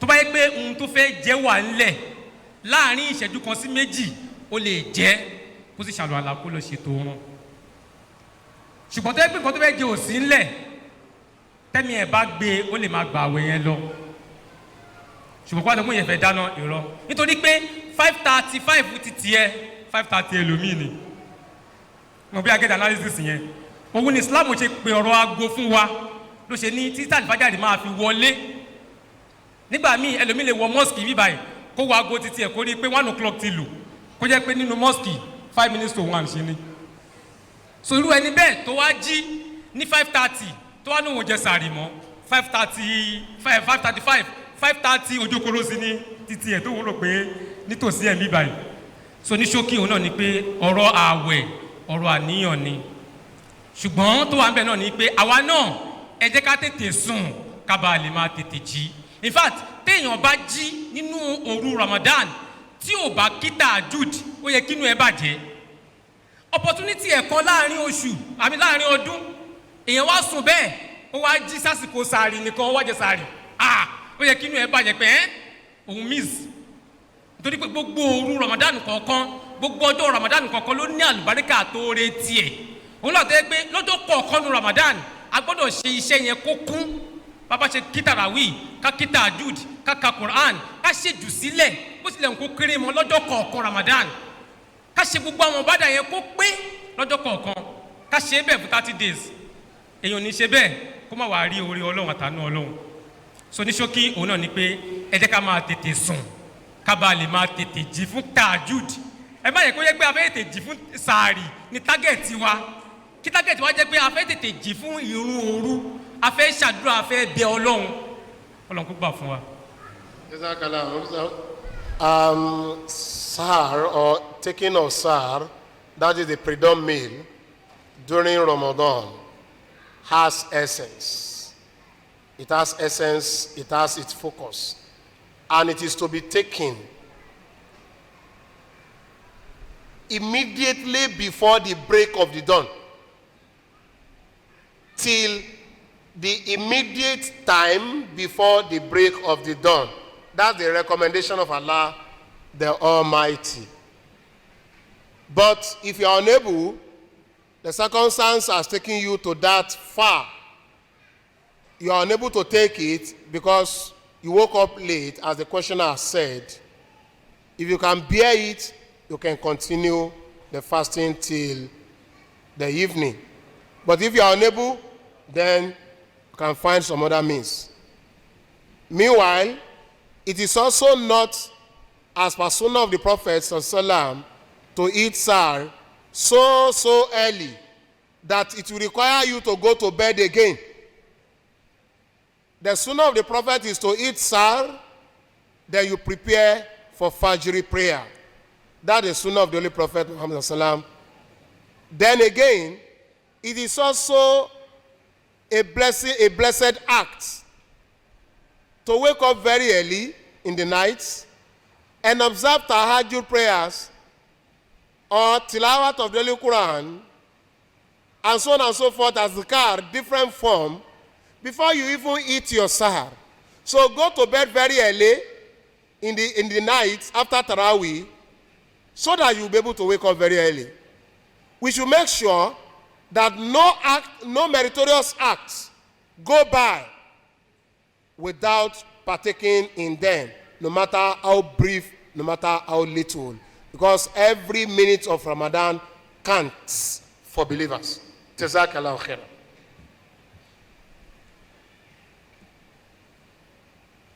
What is the intention of prayer for Eid al-Fitr? What is the daily prayer of a woman? Okay, there are two questions here. Mavisa, what is the intention for prayer of Eid al-Fitr? Is there intention for it?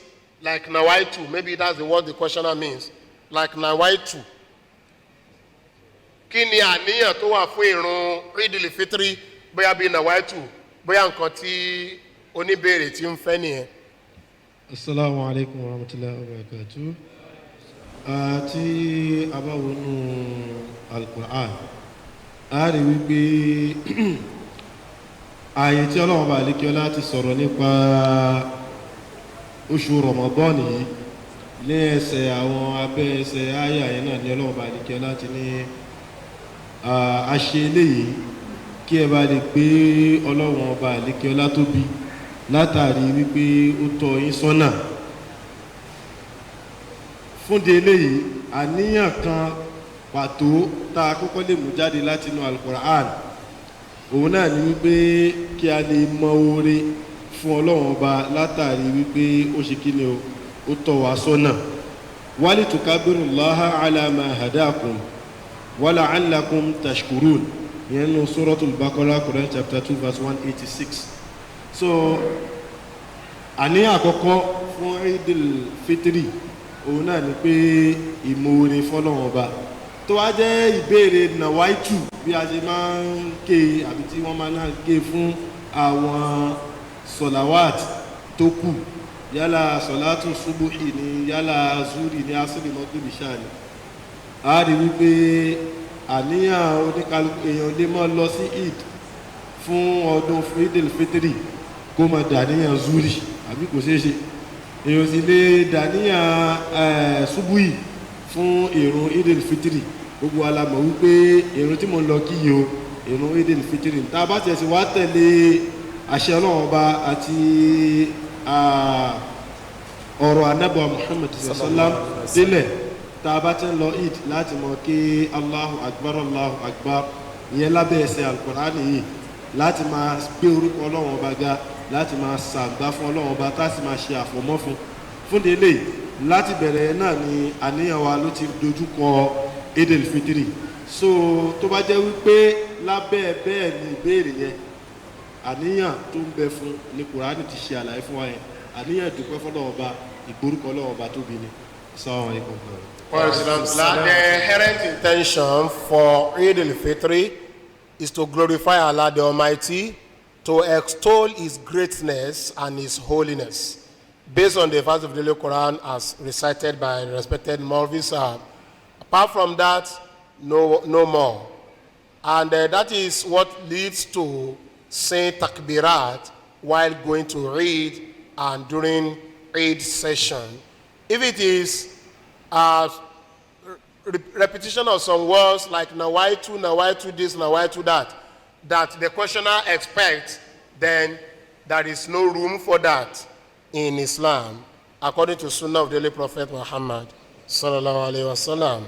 Jazakallah. Mavi Abdul Samad sir, what are the daily prayer a woman should do for her children? Irú àwọn àdúrà ojoojúmọ́ wo ló yẹ kí màmá kó máa ṣe fún àwọn ọmọ rẹ̀? Jazakumullah.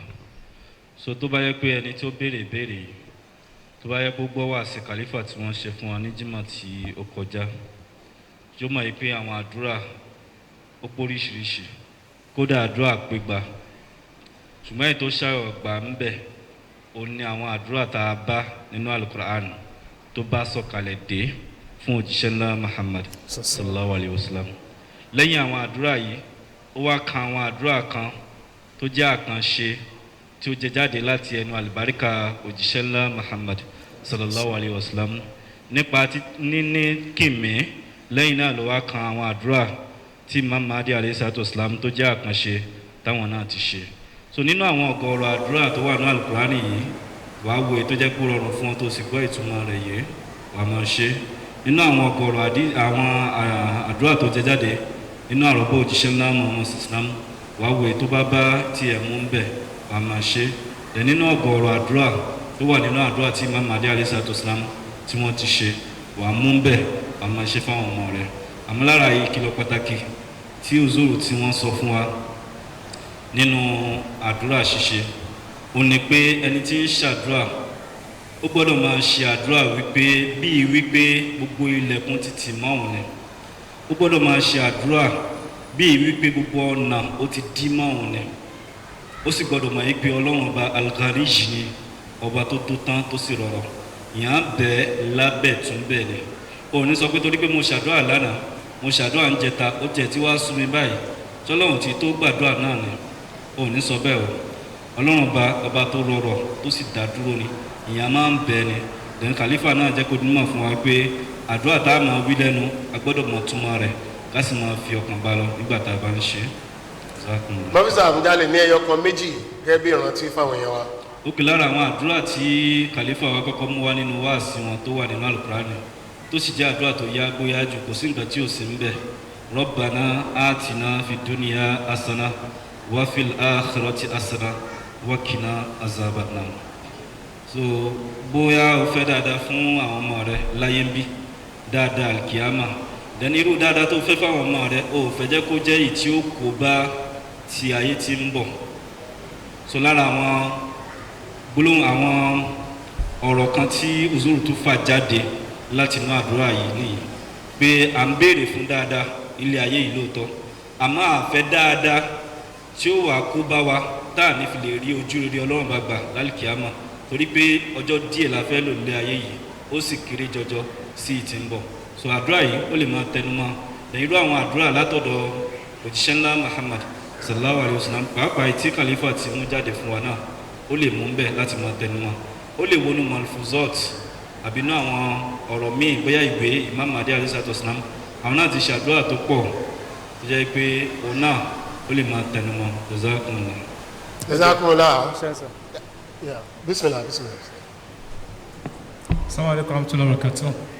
Gẹ́gẹ́ bí wọ́n fi ṣàfihàn sọ, àwọn àdúrà tí khalifa tí wọ́n fún wa, àwọn àdúrà pàtàkì ni ká máa make sure pa ń ṣe wọn kọ́lọ́n kí ó tó máa gbàdúrà wa. Mo fẹ́ wò pé àní ẹni tó béèrè ìbéèrè yìí lè wò pé gẹ́gẹ́ bí àṣà wa nígbà tá a bá wà ní foríkanlẹ̀ tàbí tá a bá fẹ́ sáré ṣàdúrà fún wa ní kíákíá, ṣe rí lára ohun tó gbajúmọ̀ nínú àdúrà tí òbí máa ń ṣe fọ́mọ jù ọ̀pọ̀lọpọ̀ wa ó ní pé ìwọ Ọlọ́run ṣọmọ mi ní medical doctor, ṣọmọ mi ní lọ́yà ọmọ ṣọmọ ohun àdúrà tá à ń ṣe fáwọn ọmọ wa nìyẹn.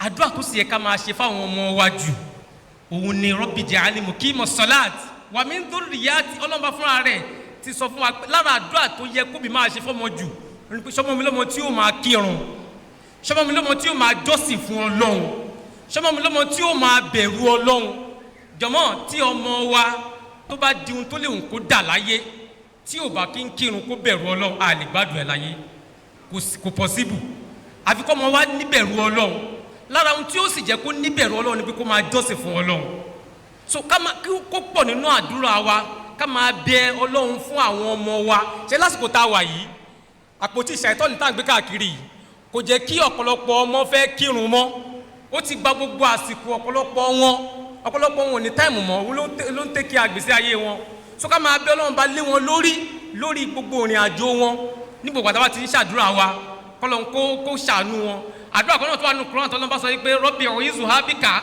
wa dhurriyyati minash shaitonir rajim ìwọ Ọlọ́run mo wá ìṣọ́ ẹ lọ́dọ̀ fún ìṣọ́ Ọlọ́run bá kó níbi aburú àti fún àwọn ọmọ mi àtàwọn ẹbí mi àtàwọn àwọn zuriyati àwọn àrọmọdọ́mọ àwọn èso tó tara mi jáde ká máa bẹ Ọlọ́run bá fún ìṣọ́ so gbogbo àwọn àdúrà yìí ká kó papọ̀ gbogbo ẹni tó bá ti bímọ ó gbọ́dọ̀ jẹ́ aládùúrà gbogbo ẹni tó bá ti bímọ láyé gbọ́dọ̀ jẹ́ ọmọ aládùúrà nítorí pé ayé tá a wà lénìí yìí ó rọrùn gan láti gbé ọmọ lọ ọ̀pọ̀lọpọ̀ àwọn òbí nínú wa ń bàjẹ́ lórí ìrìn àjò táwọn ọmọ wa ń rìn àti bọ́ ṣe ń ṣe àṣìṣe ọkàn sí i a sì ń wà ọmọ yìí wà báyìí ọmọ yìí wọlé àdúrà tí ẹlòmíì ò gbà àwẹ̀ nítorí ọmọ ẹ̀ kọ́lọ́mbà lè chíǹjì àwọn ìwà tó ń hù tí ò da tó ń bànú jẹ́ akọ̀tẹ́ ìbánújẹ́ lásán ni sọlọ́ wa gbà fún wa ká ṣe àdúrà ká máa ṣàdúrà fún àwọn ọmọ wa dáadáa gbogbo àdúrà tí kàlẹ́ wà dẹ̀ fún wa náà bàbá ṣe ń ṣe wọ́n ká máa ní àníyàn pé kí gbígbà àdúrà yìí kó lọ máa bá àwọn ọmọ wa. Jazakumullah. Answer to the question is, we hope the fellow who asked the question has listened to the khutbah of Hazrat Khalifa al-Masih Dawla Ta'ala bin Nasir al-Aziz that he delivered day before yesterday, that was last Friday, on different aspects and kinds of prayers we should be offering. A lead among them is Rabbana atina fid dunya hasanatan wa fil akhirati hasanatan wa qina adhaban nar. As much as we want our children to be successful materially, we should not forget that spiritual success is the highest, and that should be our focus. And that is the essence of wa fil akhirati hasanatan wa qina adhaban nar. And Nuzur laid much emphasis on this in that referred khutbah. Then there are other Quraniyat prayers from the Holy Quran, prayers of the Holy Prophet Muhammad sallam, prayers of Hazrat Imam Mahdi alayhi salam. All these are there for us that we can select appropriately. And on this note, we want to recommend for us the Treasure House of Prayers. Is a bit voluminous book. It has compilations of prayers of the Holy Quran, compilations of prayers from the Holy Prophet Muhammad sallam, and compilations from the blessed prayers of Hazrat Imam Mahdi alayhi salam. They are all translated into English. So this book is very important for all of us. The respected Olomis have also added to it that if really we are parents, those of us who find themselves to be parents, we should be prayer warriors. Our focus should not be our children should become medical doctors, lawyers, and this and that. No. The greatest of our prayers should be Rabbi Jalni Muqima Salati wa min dhurriyati Rabbana wa taqabbal dua. That, oh Allah, make me a regular observant of Salat and also make my children to be so. Then another prayer in Surah Al Imran, Inni u'izuha bika wa dhurriyataha minash shaitanir rajim. I commit her into your hand and her offsprings from Satan they are caused. So there are prayers like this in the Holy Quran that they are preserved for all of us. So we should be prayer warriors if truly we are parents. May Allah bless us with acceptance of prayer. The next question is administrative to the Jamaat, and the question is, my channel profile has issues, please can it be resolved? Ǹjẹ́ àkáǹtì mi lórí ẹ̀rọ amáyélujára ìjọ tá a fi ń sanwó chanda ó wà ní títì pa, ǹjẹ́ a lè rí, ǹjẹ́ ó lè bá mi ṣí padà? Bẹ́ẹ̀ ni ẹnikẹ́ni tó bá nírú ìpèníjà bẹ́ẹ̀ kó kàn sí ọ́fíìsì, ó lè kàn sí kó sọ fún missionary wọn, finance secretary àdúgbò wọn tàbí president wọn tàbí kó kàn sí headquarters níbí. Anyone has any challenge with his chanda account on chanda portal should please contact the headquarters through his local Jama president, finance secretaries or missionary. They will get it resolved for the person. Assalamu alaikum. Is it polite for someone to brush teeth and bath in the afternoon of Ramadan?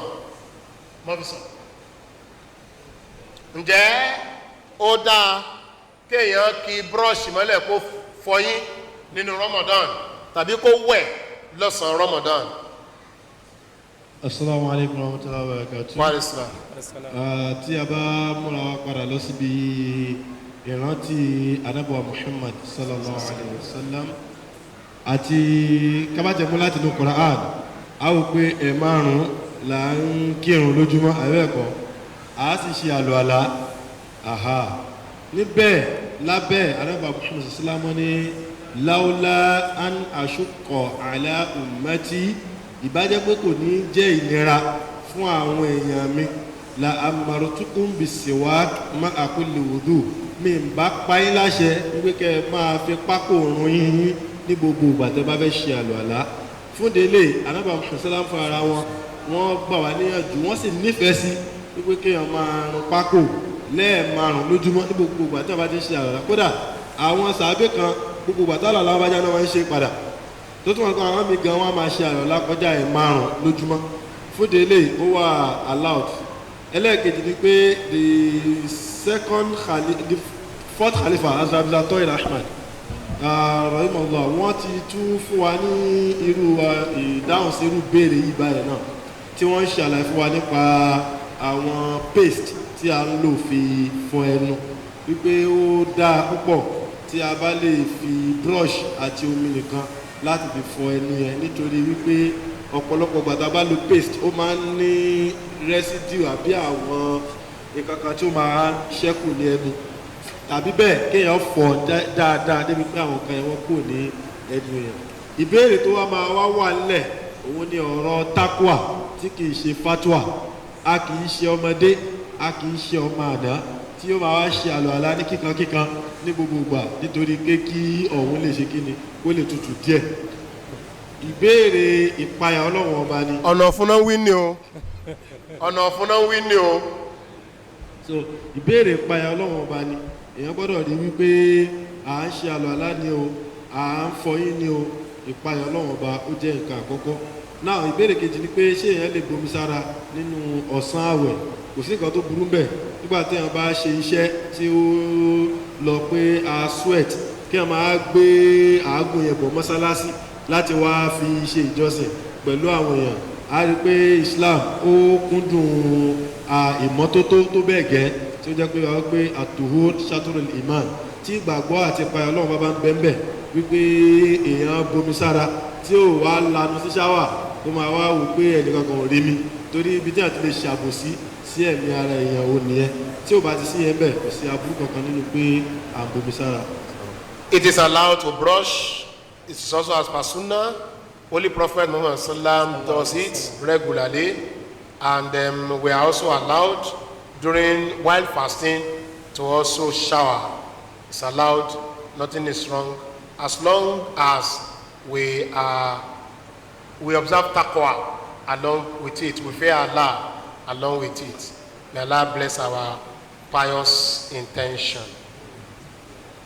I usually come across on social media situation where someone praying in congregation will slump and others around him will continue with the prayer without attending to the person.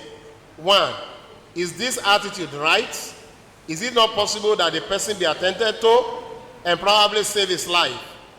If it's considered best practice to attend to such person, then I think we should start to educate ourselves on the normal thing to do in such occasion. This from Ogudu Jamaat. Mo ti bá pàdé lọ́pọ̀lọpọ̀ ìgbà lórí ẹ̀rọ amáyélujára lórí àwọn fọ́nrán tí a fi ń ju ìró sí ara wa pé àwọn kan máa kírun lọ́wọ́ ẹnìkan ṣòjòjò aṣubúlulẹ̀ àwọn tí ó kù ètí wọn bá fi táwọn kan nínú wọn ìbá fi gbé kí wọ́n tọ́jú ẹ̀ àbí kí wọ́n gbé lọ sílé ìwòsàn wọ́n á sọ pé àwọn ń kírun lọ torí lójú wọn ìrun lálùbáríkà ju kí wọ́n tọ́jú onítọ̀hún. Ǹjẹ́rú ìgbésẹ̀ báyìí tọ́ kí wọ́n fún onítọ̀hún sílẹ̀ kí wọ́n má tọ́jú ẹ̀?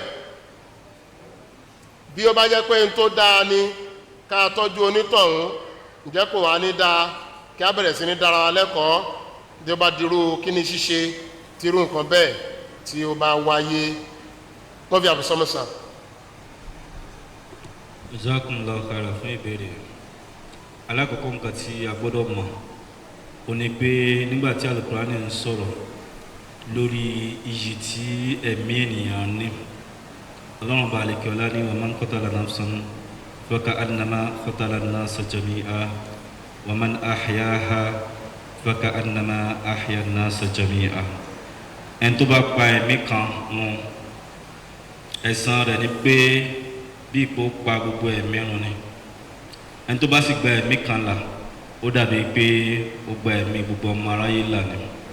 So nípa bẹ́ẹ̀ ló jẹ́ wípé ìrun tá à ń kí ìjọsìn fún ọba ọlọ́lá jùlọ ni, ọba tí agbára rẹ̀ tó bá lórí gbogbo nǹkan. Ọ̀rọ̀ náà wá dàbí pé ọba ránni níṣẹ́ odò ọba kún, iṣẹ́ ọba ò ṣe kọ̀, odò ọba ò ṣe rọ́lù. So nǹkan tó máa ṣẹlẹ̀ òun ni wípé bí irú nǹkan là lórí ìbá ṣẹlẹ̀ lórí ìrun, àwa kan gbọ́dọ̀ wà tá a gbọ́dọ̀ ṣùgbà ẹni tí nǹkan ṣẹlẹ̀ sí láti fi dóòlà ẹ̀mí. Kò di dandan kí gbogbo wa fi ìrun sílẹ̀. A sì máa rí àpẹẹrẹ ìṣẹ̀lẹ̀ yìí náà lásìkò kàlífà ẹlẹ́ẹ̀kejì nínú Islam, Hazrat Umar bin Khattab. Ṣàǹpẹ́ lórí ìrun náà wọ́n wà tí assailant, ẹni tí ó fi ọ̀bẹ tó fi gún wọn yìí tó fi bọ́ síwájú láti fi gún wọn. So lásìkò yẹn ìyànpanyánrin ti ṣẹlẹ̀, àwọn èèyàn gbé wọn dìgbàdìgbà láti lọ tọ́jú wọn. Àmọ́ khalifa fúnra wọn ni wọ́n fi pàṣẹ lélẹ̀ wípé ó yá kẹ́lòmíì bọ́ síbẹ̀, Abdurrahman bin Auf ẹ bọ́ síwájú ẹ máa kírun lọ. Àwọn tó sì gbé wọn dìgbàdìgbà wọ́n gbé wọn dìgbàdìgbà. So láwọn ààyè ibi tó jẹ́ wípé a ti rí ọ̀pọ̀lọpọ̀ èèyàn tó ń kírun, a lè rí àwọn èèyàn kan tí ó gbé wọn dìgbàdìgbà. Pàápàá jùlọ tá a bá rí ẹnìkan lórí ìrun yẹn tó jẹ́ pé iṣẹ́ rẹ̀ tiẹ̀ jẹ mọ́ ìdóòlà ẹ̀mí, tó jẹ́ pé òun máa ní òye tó pọ̀ láti sọ nǹkan tó yẹ kán ṣe lásìkò yẹn. So ohun tó dáa jùlọ ni fún láti fi ìrun yẹn sílẹ̀ láti darapọ̀ mọ́ àwọn tí ó dóòlà ẹ̀mí lásìkò yẹn. So ibi tí jàmáà bá dẹ̀ ti pọ̀, àǹfààní rẹ̀ ó yọ bí kẹ́lòmíì kò bọ́ síwájú tó bá jẹ́ pé ìmáàmù, tó bá dẹ̀ pé kì í ṣe ìmáàmù náà, àǹfààní yóò yọ kí ìrun yẹn kó máa lọ. Ìrun kì í ṣe ààyè ibi tá à ń wà títí láéláé. Ìṣẹ́jú mélòó la fẹ́ fi kírun? Nígbà tá a bá kírun tán, á darapọ̀ mọ́ àwọn ọmọ ìyá wa tí wọ́n ń dóòlà ẹ̀mí. So bí mo ṣe sọ, ẹ̀mí ó ṣe pàtàkì níwájú ẹlẹ́dàá, bẹ́ẹ̀ ni ìjọsìn náà ṣe pàtàkì. So tá a bá rí là lórí tó jẹ́ pé ìwọ̀nba pétéré àwọn èèyàn ló jẹ́ pé àwọn kírun sí là lórí ìṣẹ̀lẹ̀, so kò sí láì fi ń bẹ̀, kò sí láì fi ń bẹ̀ kó jẹ́ pé àwọn méjì mẹ́ta yẹn náà á ṣiṣẹ́ ìdóòlà ẹ̀mí, torí pé àsìkò ìrun tọ́lọ́run bá yàn fún wa kì í ṣe pé láàrin 10 minutes tí ìrun sóòlù tá a bá ti kí ìrun yẹn ti lọ nìyẹn, a lè kí mọ́ àbá ti dẹlẹ́ṣẹ̀ rárá. So àsìkò zuhr ó jẹ́ àsìkò tó pọ̀ dáadáa bí wákàtí méjì ni, àwọn àsìkò asri náà àtàwọn àsìkò ìrun míì bẹ́ẹ̀. So tí ìdóòlà ẹ̀mí tí nǹkan tó bẹ̀rẹ̀ sílẹ̀ bí yánpọnyánrin láàrin wa tó bá tiẹ̀ gba wípé ká sáré ṣe nǹkan náà lẹ́gbẹ̀ẹ́ kan, bóyá bíi fún 30 ìṣẹ́jú ni, bóyá wákàtí kan ni, ohun tó rọrùn fún wa ní láti padà wá láti wá kí ìrun yẹn. So tó bẹ́ẹ̀ jù bẹ́ẹ̀ lọ, ó lè dá lórí ààyè ibi tá a wà yẹn àti nǹkan tó ń ṣẹlẹ̀. Téèyàn bá pọ̀, àwọn èèyàn kan lè yára wọn sọ́tọ̀ láti dóòlà ẹ̀mí, àwọn ẹlòmíì lè máa bá rùn lọ. Ṣùgbọ́n ibi téèyàn ò bá ti pọ̀, gbogbo wọn lè gbìyànjú láti parapọ̀ láti ṣiṣẹ́ ìdóòlà ẹ̀mí.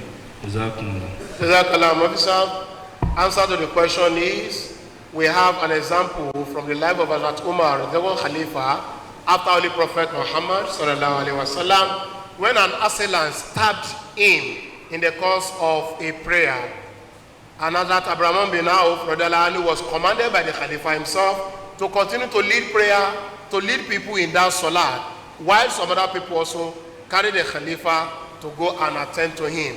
So from this we know that as much as we can continue to offer our prayers, some people from within the congregation must necessarily attend to the person who has the health challenge, who is in danger. So we have to do that. We have to take note of that, and we have to do that.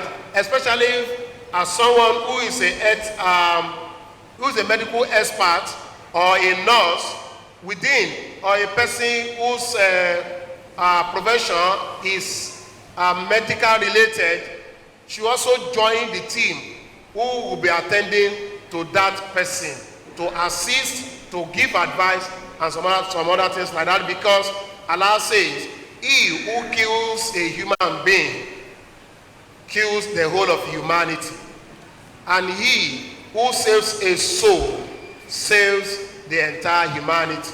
So we should understand this and work and live our lives accordingly. Our time has been fast spent. We are going towards 1:30 now, and our plan is to observe Zuhr by 2 and Nasri. So we have just around 20-25 minutes left for us in this program. So we'll quickly look at other questions. If as much as possible, if we are able to answer them, then we will cover them all. We will. And if not, they stay till another time. May Allah bless all of us.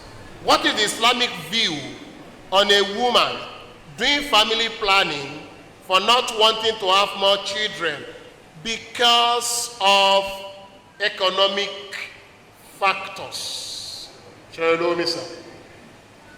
Kí ni Islam wí lórí obìnrin tó fẹ́ fètò sọ́mọ bíbí tó fẹ́ ṣébẹ̀ pa nítorí bí ìlú ṣe rí ní ti ọrọ̀ ajé? Bóní béèrè mo ṣe wí nù. Ní ọ̀pọ̀lọpọ̀ ìgbà a máa ń gúnyán Ọlọ́run kéré, a máa ń ní èrò wípé Ọlọ́run ọba ò lágbára àti ṣe nǹkan, a nígbàgbọ́ Ọlọ́run gẹ́gẹ́ bí ọba lágbára. Ìbéèrè yẹn ó ń tọ́ka sí ààyè tí ìgbàgbọ́ wa wà. Specifically, Ọlọ́run ọba ò fẹ́ kí obìnrin àbí ọkọ àti ìyàwó ṣe family planning nítorí ọ̀rọ̀ ìlúlé àbí anything. Nínú Quran, Ọlọ́run bá ní wala taqtulu awladakum khashyat imlak. Ọlọ́run bá ní nahnu narzuqukum wa iyyakum. Ẹ má pọ̀ mọ́ nítorí òṣì, nítorí ìṣẹ́, nítorí pé ìlúlé. Ẹ wá wò pé ara o, wọ́n báyìí náà ni. Ọlọ́run bá àwa là ń pèsè fún yín, àwa yìí àti ẹ̀yin àtọmọ yín tẹ́ bí, ní àtọmọ yín tẹ́ ẹ̀fẹ̀ bí mí yẹn, àwa là ń ṣe fún yín. Jọmọ́ ẹni tó bímọ kọ́ ṣe orí tọ́ o nítorí pé lulẹ̀ bí lulẹ̀ ṣe lè tó yẹn tó bímọ 10 ń tọ́mọ ẹ lọ. Tọ́lọ́n bá ti sọmọ sí àkàtà àyàn fúnra ẹrú Ọlọ́run ni àyànjú ẹ̀. Gbogbo ẹnikẹ́ni tó bá ti wá ń bẹ̀rù wípé nítorí ìlú lé kọ́lọ́n kó ṣàánú wa, ìlú ó sì máa lé náà tí ò ní rẹ̀ méjì tó bí ẹ náà tí ò ní rí tọ́.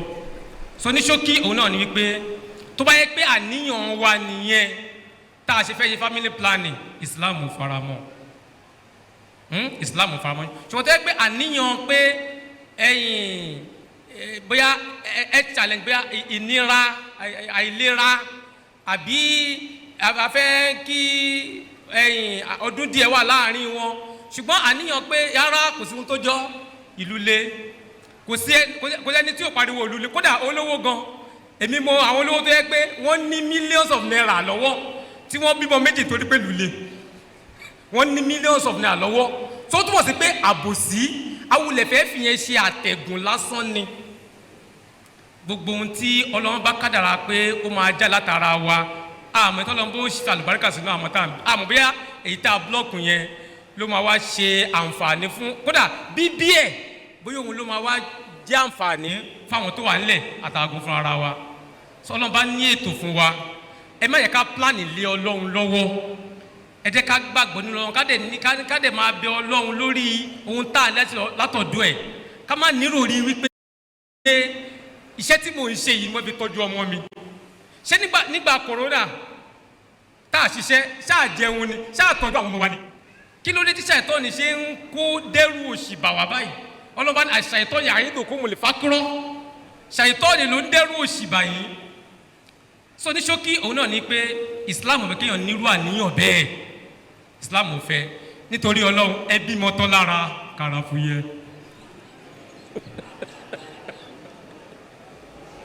Jazakallah khairan sir. Specifically, Allah the Almighty is in the Holy Quran. Do not kill your children for fear of poverty. You may go for family planning for other reasons, but surely not for economic reasons. Allah specifically mentions this in the Holy Quran. Don't do it. If you have one child, it is we that provide for you and that child. If you have 10, it is we, Allah, who provide for you and that child. Because of health challenges of a child, you may decide not to have another pregnancy after him or her. Because of health challenges of the mother, you may decide not to go for another pregnancy because of that. For health reasons, you may go for family planning. But surely and surely and surely, categorically, Quran says, surely not for economic reasons. It is not allowed by Allah the Almighty. Give birth to your children so that your body, your system will be lighter.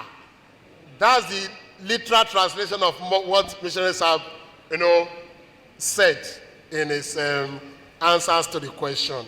Jazakallah khairan, missionary sir.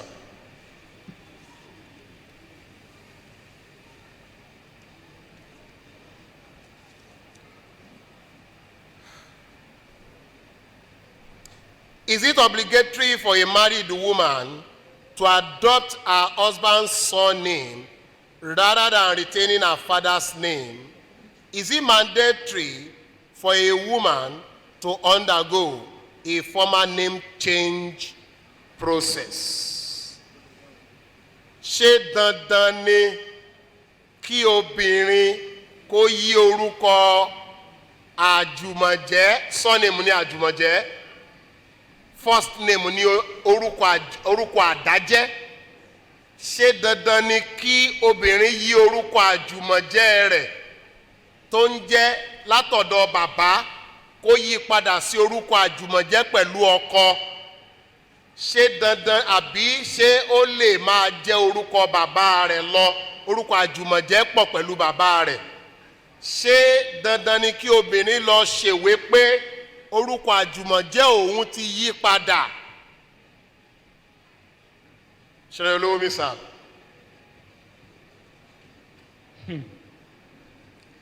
Ṣe rí lọ́pọ̀lọpọ̀ ọgbà a máa ń ṣe àwọn ọkọ̀ gbọ́ láwọn àsìkò díẹ̀ sẹ́yìn ó gbajúmọ̀ lórí social media táwọn èèyàn sí ẹ̀nà káàkiri Islam faramọ́ kéèyàn change orúkọ bàbá ẹ̀ lẹ́yìn ìgbà tó bá marry kì í ṣe àgbékalẹ̀ Islam. Ẹ jẹ́ kí n sọ fún wa yí pé irọ́ funfun ni gbogbo ọ̀rọ̀ yẹn o. Àyà Kùránì tó sọ nípa ẹ̀ kò sọ nípa ọ̀rọ̀ yẹn rárá, ọ̀rọ̀ adopted son lọ́lọ́ba sọ nípa ẹ̀. Ṣé rí nílẹ̀ Lárúbáwá àwọn ò kì í jẹ́ orúkọ ẹbí gẹ́gẹ́ báwa ṣe ń jẹ lọ́dọ̀ tiwa ń bí àbí orúkọ ìran àbí orúkọ baba ńlá baba wọn, àwọn ò kì í jẹ. Orúkọ táwọn ń jẹ́ òun lórúkọ bàbá wọn gangan nígbà tó bá bí ọmọ. Fún àpẹẹrẹ Ànábì Muhammad sallallahu alaihi wasallam orúkọ wọn òun ni Muhammad ibn Abdullah. Orúkọ ọmọ Muhammad òun ni Fatima bintu kini Muhammad, kò jẹ́ Fatima bintu Abdullah. mi mọ̀ bí agẹ́tì analysis mi lọ́dọ̀ tí wọn orúkọ tí bàbá bá ń jẹ́ gangan lọ́mọ máa jẹ́. Ọmọ mi fún àpẹẹrẹ Abdulrahman tó bá yẹ pé ilẹ̀ lábàá ń bá wà ní ó yẹ kó jẹ́ Abdulrahman Abdulkohar, kò sí nǹkan tó kọ pẹ̀lú olówó mi. Lọ́dọ̀ tí wá ń bí orúkọ ẹbí là ń jẹ́ àjọ orúkọ bàbá wa. Tẹ́gbọ́n bàbá la fẹ́ jẹ́ orúkọ tí bàbá wa ń jẹ́ gangan ló yẹ ká máa jẹ́. So nílẹ̀ lárúbáwá àṣà tí wọ́n nìyẹn, orúkọ bàbá gangan ni wọ́n ń jẹ́. Wọn kì í jẹ́ orúkọ ẹbí wọn àbí orúkọ kí ló ń pè family àbí tribe wọn lọ́dọ̀ tí wọ́n lọ́hùn. Ṣùgbọ́n lọ́dọ̀ tí wọ́n yìí báyìí orúkọ lọ́dọ̀ wa ń bí àṣà tiwa nìyẹn tí Islam ò sì takò.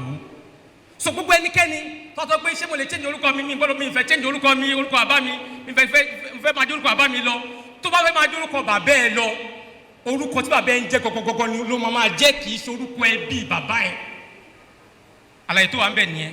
Apart from that, ní ilẹ̀ Yorùbá lọ́dọ̀ wa ní ilẹ̀ Yorùbá obìnrin tó bá dálé moṣú ní dorúkọ bàbá ẹ. Nílẹ̀ Yorùbá obìnrin tó bá dálé moṣú ní dorúkọ bàbá ẹ. So ẹni tó bá mọ̀ pé òun fẹ́ dálé moṣú kó máa kọ́ nílájú adúrúkọ bàbá ẹ lọ. Lọ́pọ̀lọpọ̀ ọgbà ní ọ̀dọ̀ wa ń bí norms wa, àṣà wa ń bí àti system wa àti ètò wa kò fààyè gbà lẹ́kùnrẹ́rẹ́ fóbìnrin láti sọ pé òun dorúkọ bàbá ẹ̀ nígbà àbí orúkọ ẹbí wọn nígbà tó bá ṣègbéyàwó tán. Àṣẹ láwọn kéèsì bẹ́ẹ̀ mo mọ kéèsì àwọn kan tó yẹ pé wọ́n fẹ́ travel out ní ìsìn ọkọ ti travel out ìyàwó sì wà nílé nísìn torí pé ìsìn ti kó fẹ́ dorúkọ àbó òun kò sí document tó báàkì ọ̀ pé tọkọ-tìyàwó ni wọ́n torí pé ìsìn dorúkọ àbó òun ló fẹ́ máa jẹ́. Ọkọ lè wà lọ́hùn nísìn wá ń sunkún wọ́n ṣe bí sáyẹ̀ bá mi ṣàdúrà kí wọ́n fẹ́ ṣe ṣàdúrà fàlàyé gbọ́ràn. So ní ṣókí òun náà ni wípé kò sí nǹkan kankan tó fi tako Islam. Nínú Islam àyà Quran tọ́lọ́ba ní ó di ohun bí àbáyìí ó wà aksatu indallahi, ẹ fi orúkọ bàbá wọn pè wọ́n. Tọ́lọ́ba sọ ní Quran Ọlọ́run bó sọ nípa lọ́kọláya o, Ọlọ́run sọ nípa adopted child, adopted children, ọmọ tá adopt òun lọ́lọ́run bá ń sọ nípa yẹn. Kódà ìyẹn gan fúnra rẹ̀ kó tí tàbí sí tiẹ̀ nítorí pé ọmọ tí ẹnìkan bí tó wò pé wọn ò lè tọ́jú ẹ̀ tó wá lọ gbé síwájú ta bàbá olówó wá jí ó wá rí ọmọ àtìyàwó ẹ̀ tí wọn ò bímọ. Ẹjọ́ orúkọ kí lórúkọ bàbá ẹ̀ tó fẹ́ máa fi pè é?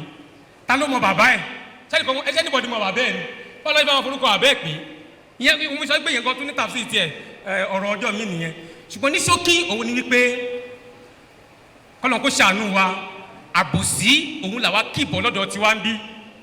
Ẹni tí bàbá ẹ̀ bá lówó lọ́wọ́ kábà lè mọ̀ torí pé bàbá ẹ̀ lówó lọ́wọ́ àwa lẹ orúkọ bàbá ẹ̀ morúkọ ọkọ ẹ̀. Ẹ ti mọ nǹkan tí mo sọ èmi ìfẹ́ dárúkọ ó yẹ kó ti yé wa kíní kan òjò àti bẹ́ẹ̀ bẹ́ẹ̀ lọ. Àmọ́ pé àwa wá wò pé àwọn bàbá tí ò lówó lọ́wọ́ yẹn ẹ yọ orúkọ wọn dànù. Gbogbo àwọn ṣe yẹn kì í ṣe nǹkan tí Islam fara mọ́. Nílẹ̀ lọ́dọ̀ wa ń bí ẹwà àbí kí náà pé ìdùnnú ayọ̀ ló jẹ́ fọkùnrin kíyàwó ẹ̀ máa dorúkọ ẹ̀. Yẹn ló fi ń tọ́ka sí pé èmi ni mo fẹ́, ọ̀dẹ̀ mi ló wà, wọ́n máa forúkọ ẹ̀ pé yẹn bẹ́ẹ̀. Àwa ní àyà nínú Kùránì tó fara mọ́ wípé èèyàn lè fi orúkọ ọkọ pé obìnrin. Ẹ̀rí wà nínú Kùránì. Nínú Al-Qur'an nígbà tí Ọlọ́run bá fẹ́ dárúkọ ìyàwó Fìràwọ̀n, Ọlọ́run bá ní ìmúràtà Fìràwọ̀n, Mrs. Fìràwọ̀n. Torí pé Ọlọ́run bá mọ̀ pé Fìràwọ̀n náà ti níyàwó, obìnrin yẹn ti fẹ́ Fìràwọ̀n gẹ́gẹ́ bí ìyàwó. Ọlọ́run bá mọ orúkọ àwọn ẹbí ẹ̀, Ọlọ́run bá mọ orúkọ bàbá ẹ̀, Ọlọ́run bá mọ orúkọ bàbá ẹ̀ pé nínú Qur'an. Ìmúràtà Imran, Mrs. Imran.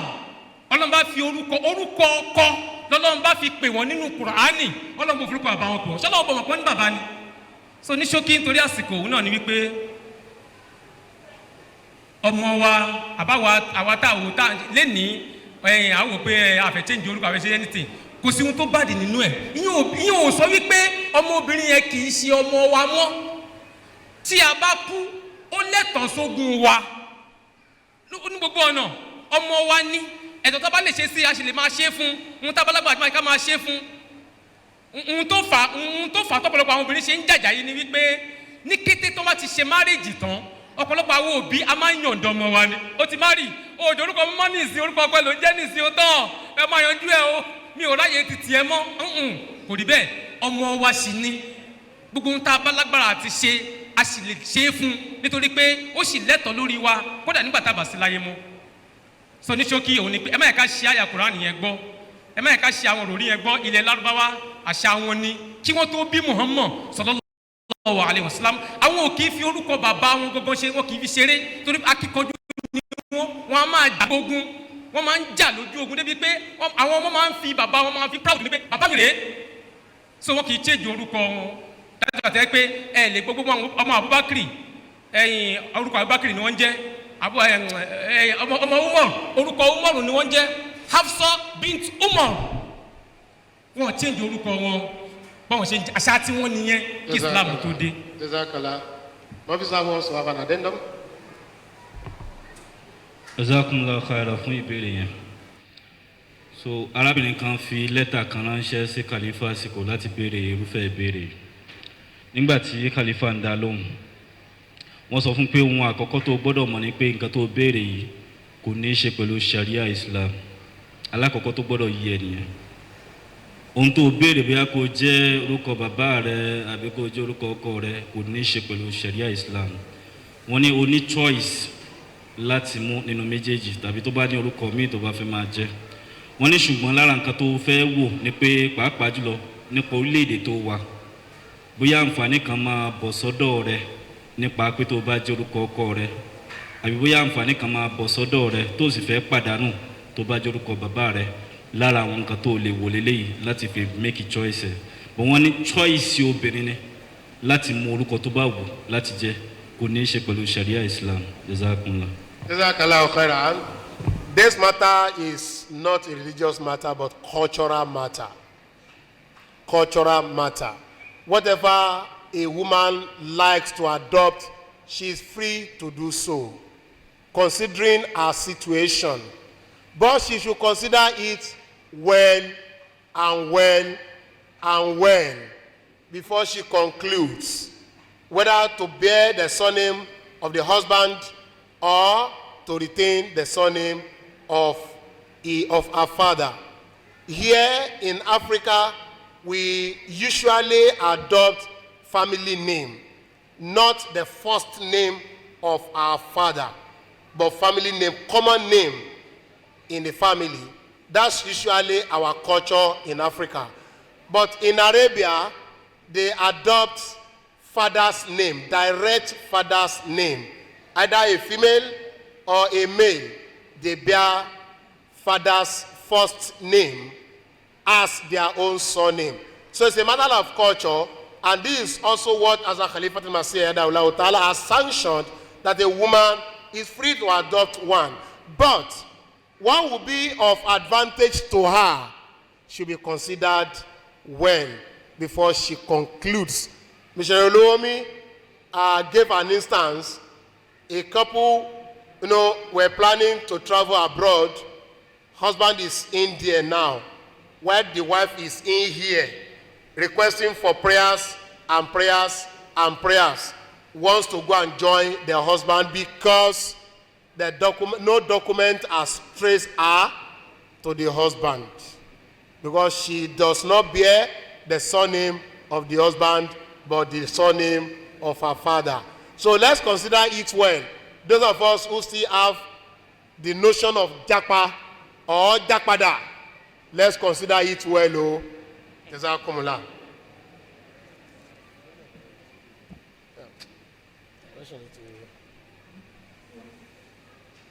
Yeah, we want to see if we can. All right, let's take the remaining few questions from the audience now. I think we have attended to so many academic questions. Anything written down is time to be academic. So we have attended to so many academic questions, and in few minutes we attend to some few questions. Yes, let's raise our hand from among the males so that will give us questions.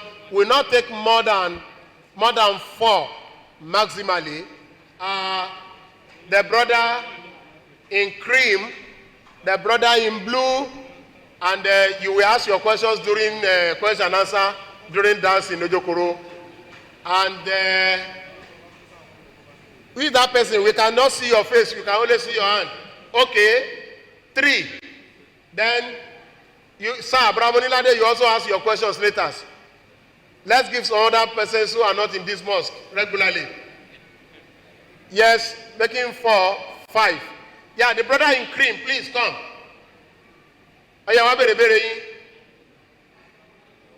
Please come forward quickly. And the number 2 should follow him very quickly, please. Very, very quickly, please.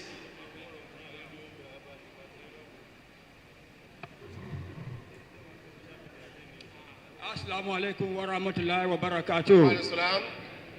My name is Habib Ataumana from Moshi Jamaat. My question is this. I want to know the position of Islam with regard to treasury bill. Because I've seen some big Al-Hajj and the rest putting their money on treasury bill. I want explanation on that. Code, treasury code. Treasury bill. That is a government. Treasury bill. Yes. Treasury bill. All right. Treasury bill. All right.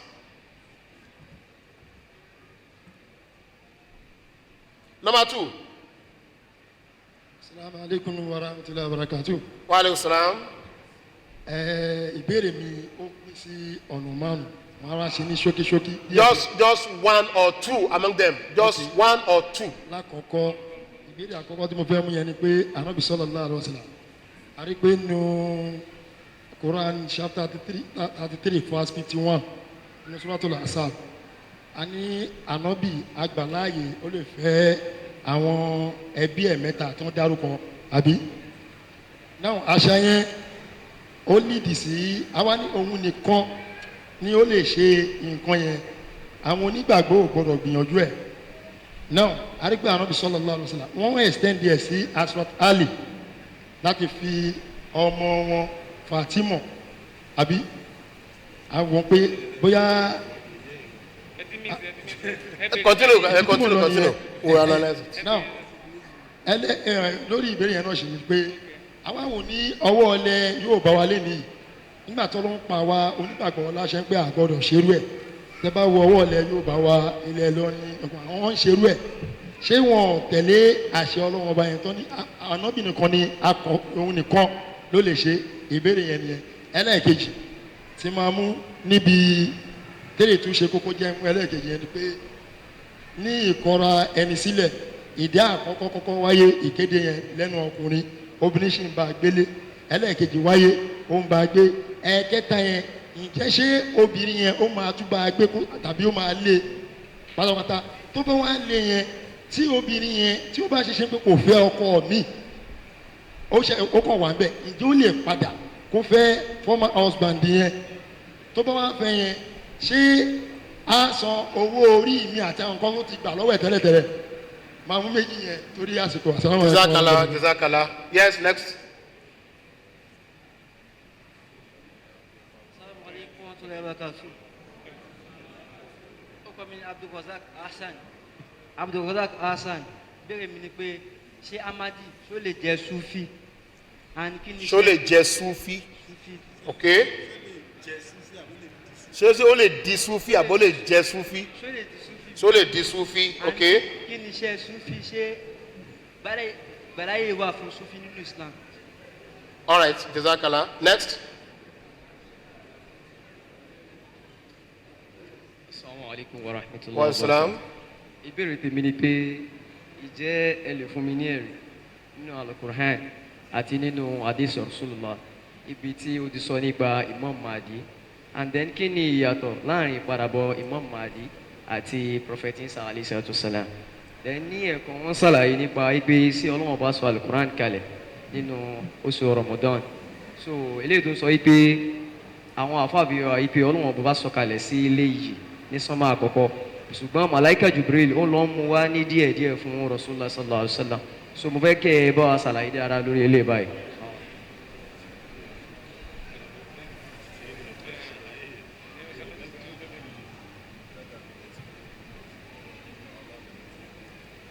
Jazakumullahu khairan. Missionary Adewale, sir, please. Come, Diko.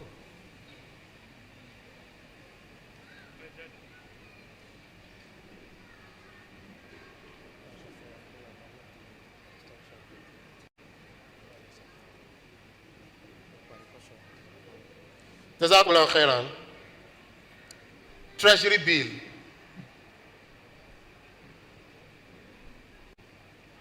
Ohun tó ń jẹ́ treasury bill ní ọ̀nà ìdókòwò kan pẹ̀lú àwọn ilé iṣẹ́ ìfowópamọ́ central bank, right? Ilé iṣẹ́ ìfowópamọ́ àgbà ilẹ̀ wa central bank. Ìjọba sì máa ń lọ́wọ́ nínú ẹ̀. Ṣé àyè wà láti kópa nínú rí ìdókòwò bẹ́ẹ̀ tàbí àyè ò sí?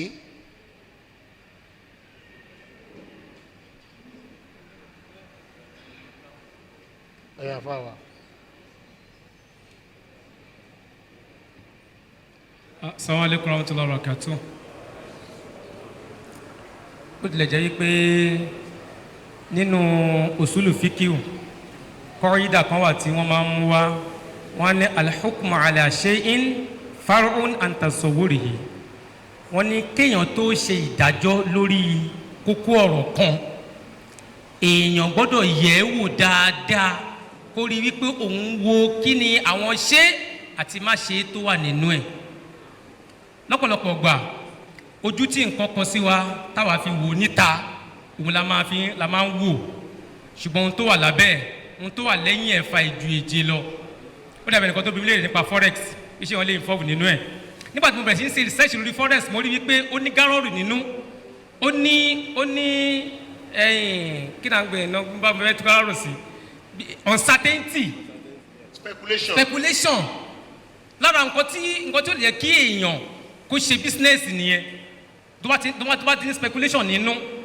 Fún àpẹẹrẹ, kéèyàn sọ fún mi pé bí mọ́sùn ayé tóbi tó yìí, kéèyàn wá ní fish pond tó pọ̀ àmì tó wà báyìí, kéèyàn wá sọ fún mi pé ẹja tó wà ní fish pond yìí o 5,000 ni, òun dẹ̀ fẹ́ tà ní 1 million kí n kówó wá. Mo tọ́ pè ní kárọ̀ọ̀rì nìyẹn. Báwo ṣe fẹ́ mọ ẹja tó wà nínú odò? Àwọn nǹkan tó wà bẹ́ẹ̀ tó yẹ pé Islam ò fara mọ́. So àwọn nǹkan wà tó wọ́n máa ń pamọ́, especially tó àtẹ̀jẹ́ ọ̀rọ̀ olówó dé táwọn ò ní mọ̀. So ní ṣókí òun ni wípé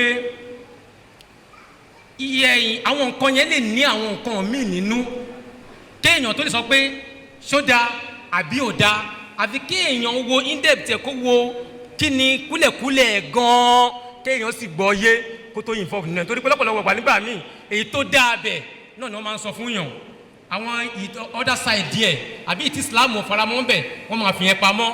Tí ẹ̀ bá wá wọnú ẹ̀tàn lọ́sẹ̀ máa sọ fún mi pé owó yìí olóòótọ́ o, àwọn ọlọ́tí là ń kó fún lọ́ fi ṣe business o, owó tó kó wá nígbà yẹn náà àwọn ohun tá a fi ń ṣe rèé o, ló máa wá di àdánwò sí yàn lọ́rùn. So ibi tí mò ń lọ òun náà ni wípé kéèyàn tó involve nínú ẹ̀, èèyàn gbọ́dọ̀ study ẹ̀, kó ka ẹ̀, kó lẹ́kọ̀ọ́ nípa ẹ̀, àwọn tó wà nínú ẹ̀ kó béèrè dáadáa lẹ́kùnrẹ́rẹ́ kó tó di kó máa involve nínú ẹ̀. Àlàyé mi lórí ẹ̀ nìyẹn. We have been advised that before we say, or in Sharia, the basis for giving verdicts on any issue is to first investigate. What are the do's and don'ts in there? What is the concept? What does it involve? Before you go into it. So like Treasury Bill and its ancillary matters and others like that, seek advice and explanations from financial experts.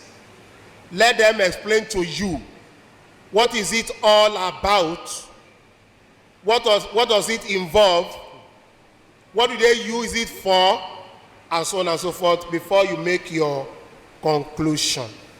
Jazakumullah. I'm afraid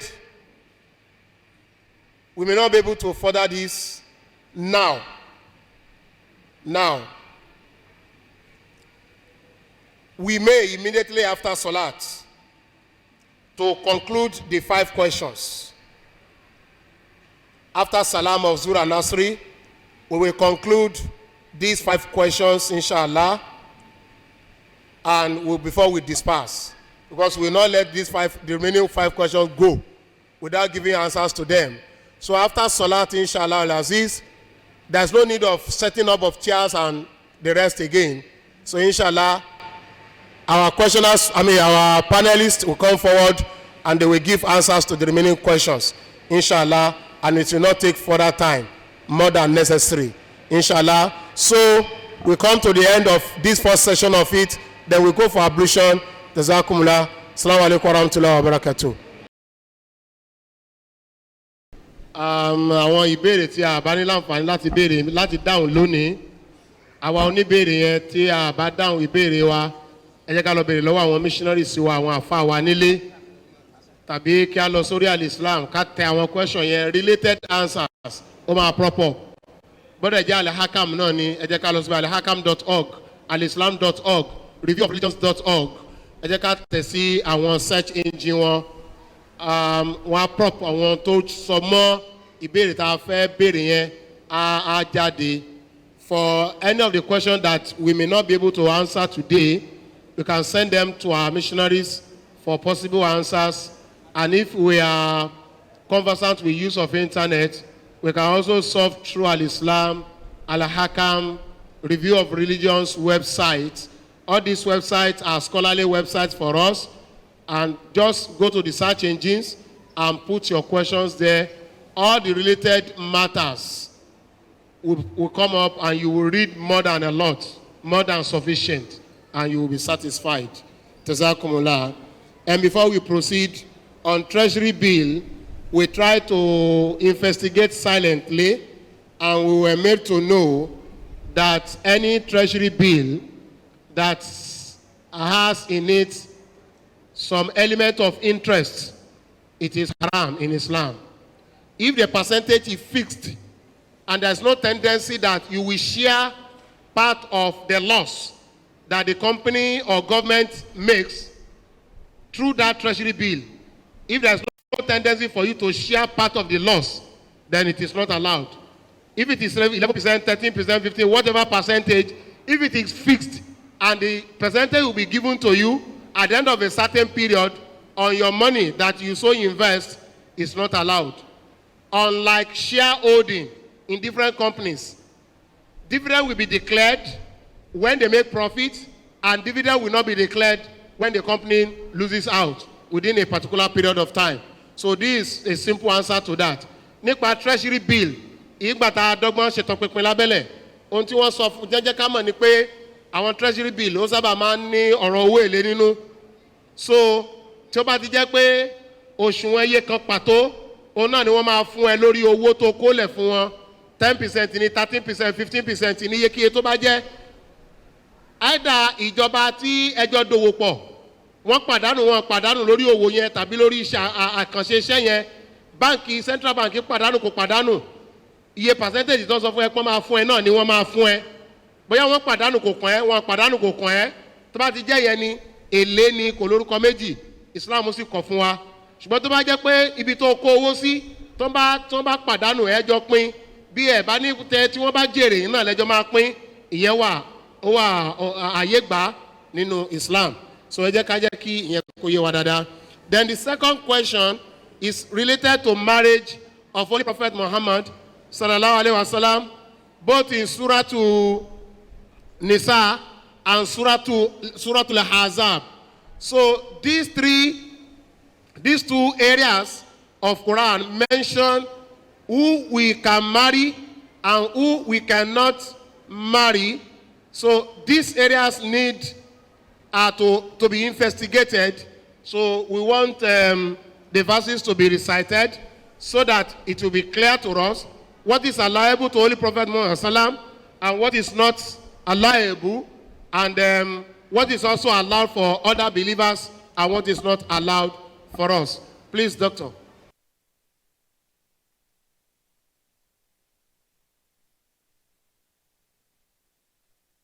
wa ammatukum àti àwọn ẹ̀gbọ́n bàbá yín lóbìnrin wa khalatukum àti àwọn ẹ̀gbọ́n ìyá yín lóbìnrin wa banatul akhi àti ọmọbìnrin ẹ̀gbọ́n yín wa banatul ukhti àti ọmọbìnrin ẹ̀gbọ́n yín lóbìnrin wa ummahatukum allati arda'nakum àti àwọn ìyá yín tí wọ́n fún yín lọ́mú ẹni tí kìí ṣe ìyá yín ṣùgbọ́n tẹ́ mú mú nígbà ìyá rẹ̀ wa akhawatukum mina ar-rada'a àti ọmọbìnrin tó ṣe wípé ẹjọ́ mú mú láti gbá ìyá kan náà wa ummahatu nisa'ikum àti àwọn ìyá ìyàwó yín wa raba'ibukum allati fi hujurikum àti àwọn ọmọ ìyàwó yín tí wọ́n gbé wá tí wọ́n sì ń gbé lábẹ́ òrùlé yín min nisa'ikum allati dakhaltum bihinna èyí tó ṣe wípé ẹ̀ ń wọlé tọ̀ wọ́n fa in lam takunu dakhaltum bihinna ṣùgbọ́n tẹ́ bá wá jẹ́ pé ẹ̀ tí ìwọlé tọ̀ àwọn ìyàwó yín yìí tẹ́ fẹ́ yìí tí wọ́n sì gbé ọmọbìnrin wá fún yín yìí fala junaha alaykum nígbà náà kò sí ẹ̀ṣẹ̀ lórí yín wa halailu abnaikum àti àwọn ọmọ eléyìí tó ṣe wípé wọ́n wá láti ara àwọn ìyàwó yín fala alladhi min aslabikum èyí tó ṣe wípé wọ́n wá láti inú àwọn ọmọ ìyàwó yín wa an tajma'u bainal ukhtayni àti pé kẹfẹ́ ẹ̀gbọ́n kẹsì tún fábúrò ìyẹn obìnrin méjì lẹ́ẹ̀kan ṣoṣo illa ma qad salaf àyàfi eléyìí tí ó ti ṣíwájú tó ti lọ tó ti rí kọjá lọ inna Allaha kana ghafuran rahima dájúdájú Allah jẹ́ olùforíjì ni aláàánú jùlọ wal muhsanatu minan nisa'i àti àwọn obìnrin tó jẹ́ wípé wal muhsanatu minan nisa'i illa ma malakat aymanukum àti àwọn obìnrin tó ṣe wípé wọ́n ti lọ́kọ láàrin yín àfi àwọn tó ṣe wípé wọ́n bẹ lábẹ́ agbára ìkápá yín kitaballahi alaykum èyí ni àwọn nǹkan tá a ti ṣe ní ìkànpá fún yín wa uhilla lakum ma wara'a dhalikum gbogbo nǹkan tí ń bẹ lẹ́yìn eléyìí tá a kà sílẹ̀ yìí òun náà ni a ṣe lẹ́tọ̀ fún yín an tabtagu bi amwalikum muhsinina ghayra musafihina kí ẹ wá pẹ̀lú wọn rọ̀ yín àwọn ọmọbìnrin tí wọ́n pa tí wọ́n ṣera wọn lọ́ṣọ̀ọ́ tí wọ́n sì kóra wọn níjànú kúrò yàtọ̀ sí àwọn ọmọbìnrin tí wọ́n ṣe àlùfàǹṣá. so lórí àwọn ẹsẹ̀ alukurani tí a kà fún wa nínú suratul nisa yìí àwọn obìnrin tí a lè fẹ́ general muslim gbogbo wa pátá àti àṣà àti ṣe tọ́lọ́mọba àdìkọ́lá kọ̀ fún wa ọlọ́mọba wa lo gbólóhùn kan bẹ́ẹ̀ tó fi de gbogbo àṣà ìlú pátápátá tó fi dé ó ní nǹkan tá a wá ṣe lẹ́tọ̀ fún yín máa wàrọ̀ àdálìkún àfi àwọn lẹ́yìn àwọn tá a kà á lẹ̀ fún yín gbogbo yòókù wa tá a lọ́wọ́ bá ṣe ní halal fún yín ọmọ ìta máa ń pè ní cousin ọmọ ẹ̀gbọ́n ọmọ àbúrò nínú àwọn àṣà kan wọ́n ń ṣe láwọn àṣà míì wọn kì í ṣe ọlọ́run bá sọ pé máa wàrọ̀ àdálìkún èyí tó bá ti tọ́ fún yín lẹ́yìn gbogbo eléyìí tá a kà á lẹ̀ yìí ìyá èèyàn àgbọ̀n èèyàn ọmọ ìyá ọmọ àbúrò èèyàn àti bẹ́ẹ̀ bẹ́ẹ̀ lọ lẹ́yìn àwọn tá a ti kà yẹn gbogbo nǹkan tó kù lẹ́yìn ẹ̀ pátápátá lọ́lọ́wọ́n bá àlékè ọlá ṣe lẹ́tọ̀ fún wa lábẹ́ pé nínú àwùjọ tiyín ó wà loud a sì ń ṣe àwọn èèyàn sì gbà á bẹ́ẹ̀ ọlọ́wọ́n bá àlékè ọlá ti fi máa wàrọ̀ àdálẹ̀kùn ó ti yẹ kí ni o ó ti fi dè fún wa ìyẹn fún gbogbogbò pátápátá nìyẹn oníbẹ̀rẹ̀ sọ pé àwọn kan máa ń ṣe bákan àwọn kan ò kí ń ṣe bákan ìgbéyàwó gẹ́gẹ́ bí àwọn àfáà ti ṣe àlàyé fún wa àánú ọlọ́run ọba àti àwọn èròǹgbà ọlọ́run ọba lórí ẹ̀ òun ni ìkójọpọ̀ wa àti ìdùnnú wa láti bẹ̀ èèyàn kì í wá wo wípé nínú àṣà àwọn ká lọ sí ọ̀dọ̀ àwọn Pakistanis tó jẹ́ pé a lè sọ pé lọ́dọ̀ tiwọn wọ́n ń fẹ́ cousin ara wọn yálà afá cousin ni oníà cousin ni wọ́n ń fẹ́ ló jẹ́ pé at the end of the day bàbá ìyàwó àti bàbá ìyá ìyàwó bàbá tó bí àwọn méjèèjì nìkan ló máa jẹ́ ó wà lábẹ́ máa wàrọ̀ àdálìkùn kí ẹ máa wò pé tó mo ti kẹ́kọ̀ọ́ rí pé àwọn aráàlú yìí máa ń ṣe bẹ́ẹ̀ kí ẹbí náà wá gbé wá pé yes ọmọ àbúrò ọmọ ẹ̀gbọ́n mi kan ní fẹ́ lọ fẹ́ǹsìn nítorí pé òní má láàfíà wọnú àlú yẹn ọ̀pọ̀lọpọ̀ nǹkan tẹ̀ ló jẹ́ wípé wà bẹ̀rẹ̀ sí dàrú láàyè yẹn tó jẹ́ wípé àṣà àti ìṣe yẹn tí wọ́n ń ṣe láàyè yẹn tí àná sáà sọ pé àṣà àti ìṣe àwọn èèyàn kan tí kò bá ti tako súnà ọlọ́wọ́n ọba àti tànàbà mùsùlùmí ọlọ́wọ́n ọba ní kí ọlá ṣe kí ni o ó ṣe déédéé pẹ̀lú rẹ̀ ìyẹn náà ṣe kí ni ó ní láti yàgò fún ṣùgbọ́n síbẹ̀ jù bẹ́ẹ̀ lọ máa wàrọ̀ àdáàlìkùn gbogbo ìta kásílẹ̀ pé a lè ṣe yẹn gbogbo yòókù nǹkan òun ló yẹ pé kí ni a lè ṣe ṣùgbọ́n lè tí ọlọ́run bá lè kí ọlọ́wà fún anábọ̀ Muhammad sallallahu alayhi wa sallam tó ní khalisatan laka min dunil mu'minin a ṣe eléyìí ní ìwọ nìkan ṣo tó jẹ́ pé aṣàdáyàn rí ẹ̀ fún wọ nìkan tó jẹ́ pé àṣìfìgbà láàyè ẹlẹ̀ fún olùgbàgbọ́ òdodo kan àbí ẹlòmíràn ìyẹn wà nínú suratul ahzab Quran chapter 33 verse 51 ọlọ́run bá alikọ́lá ní yá ayú anabi ìrẹ́ òjíṣẹ́ inna ahlalna laka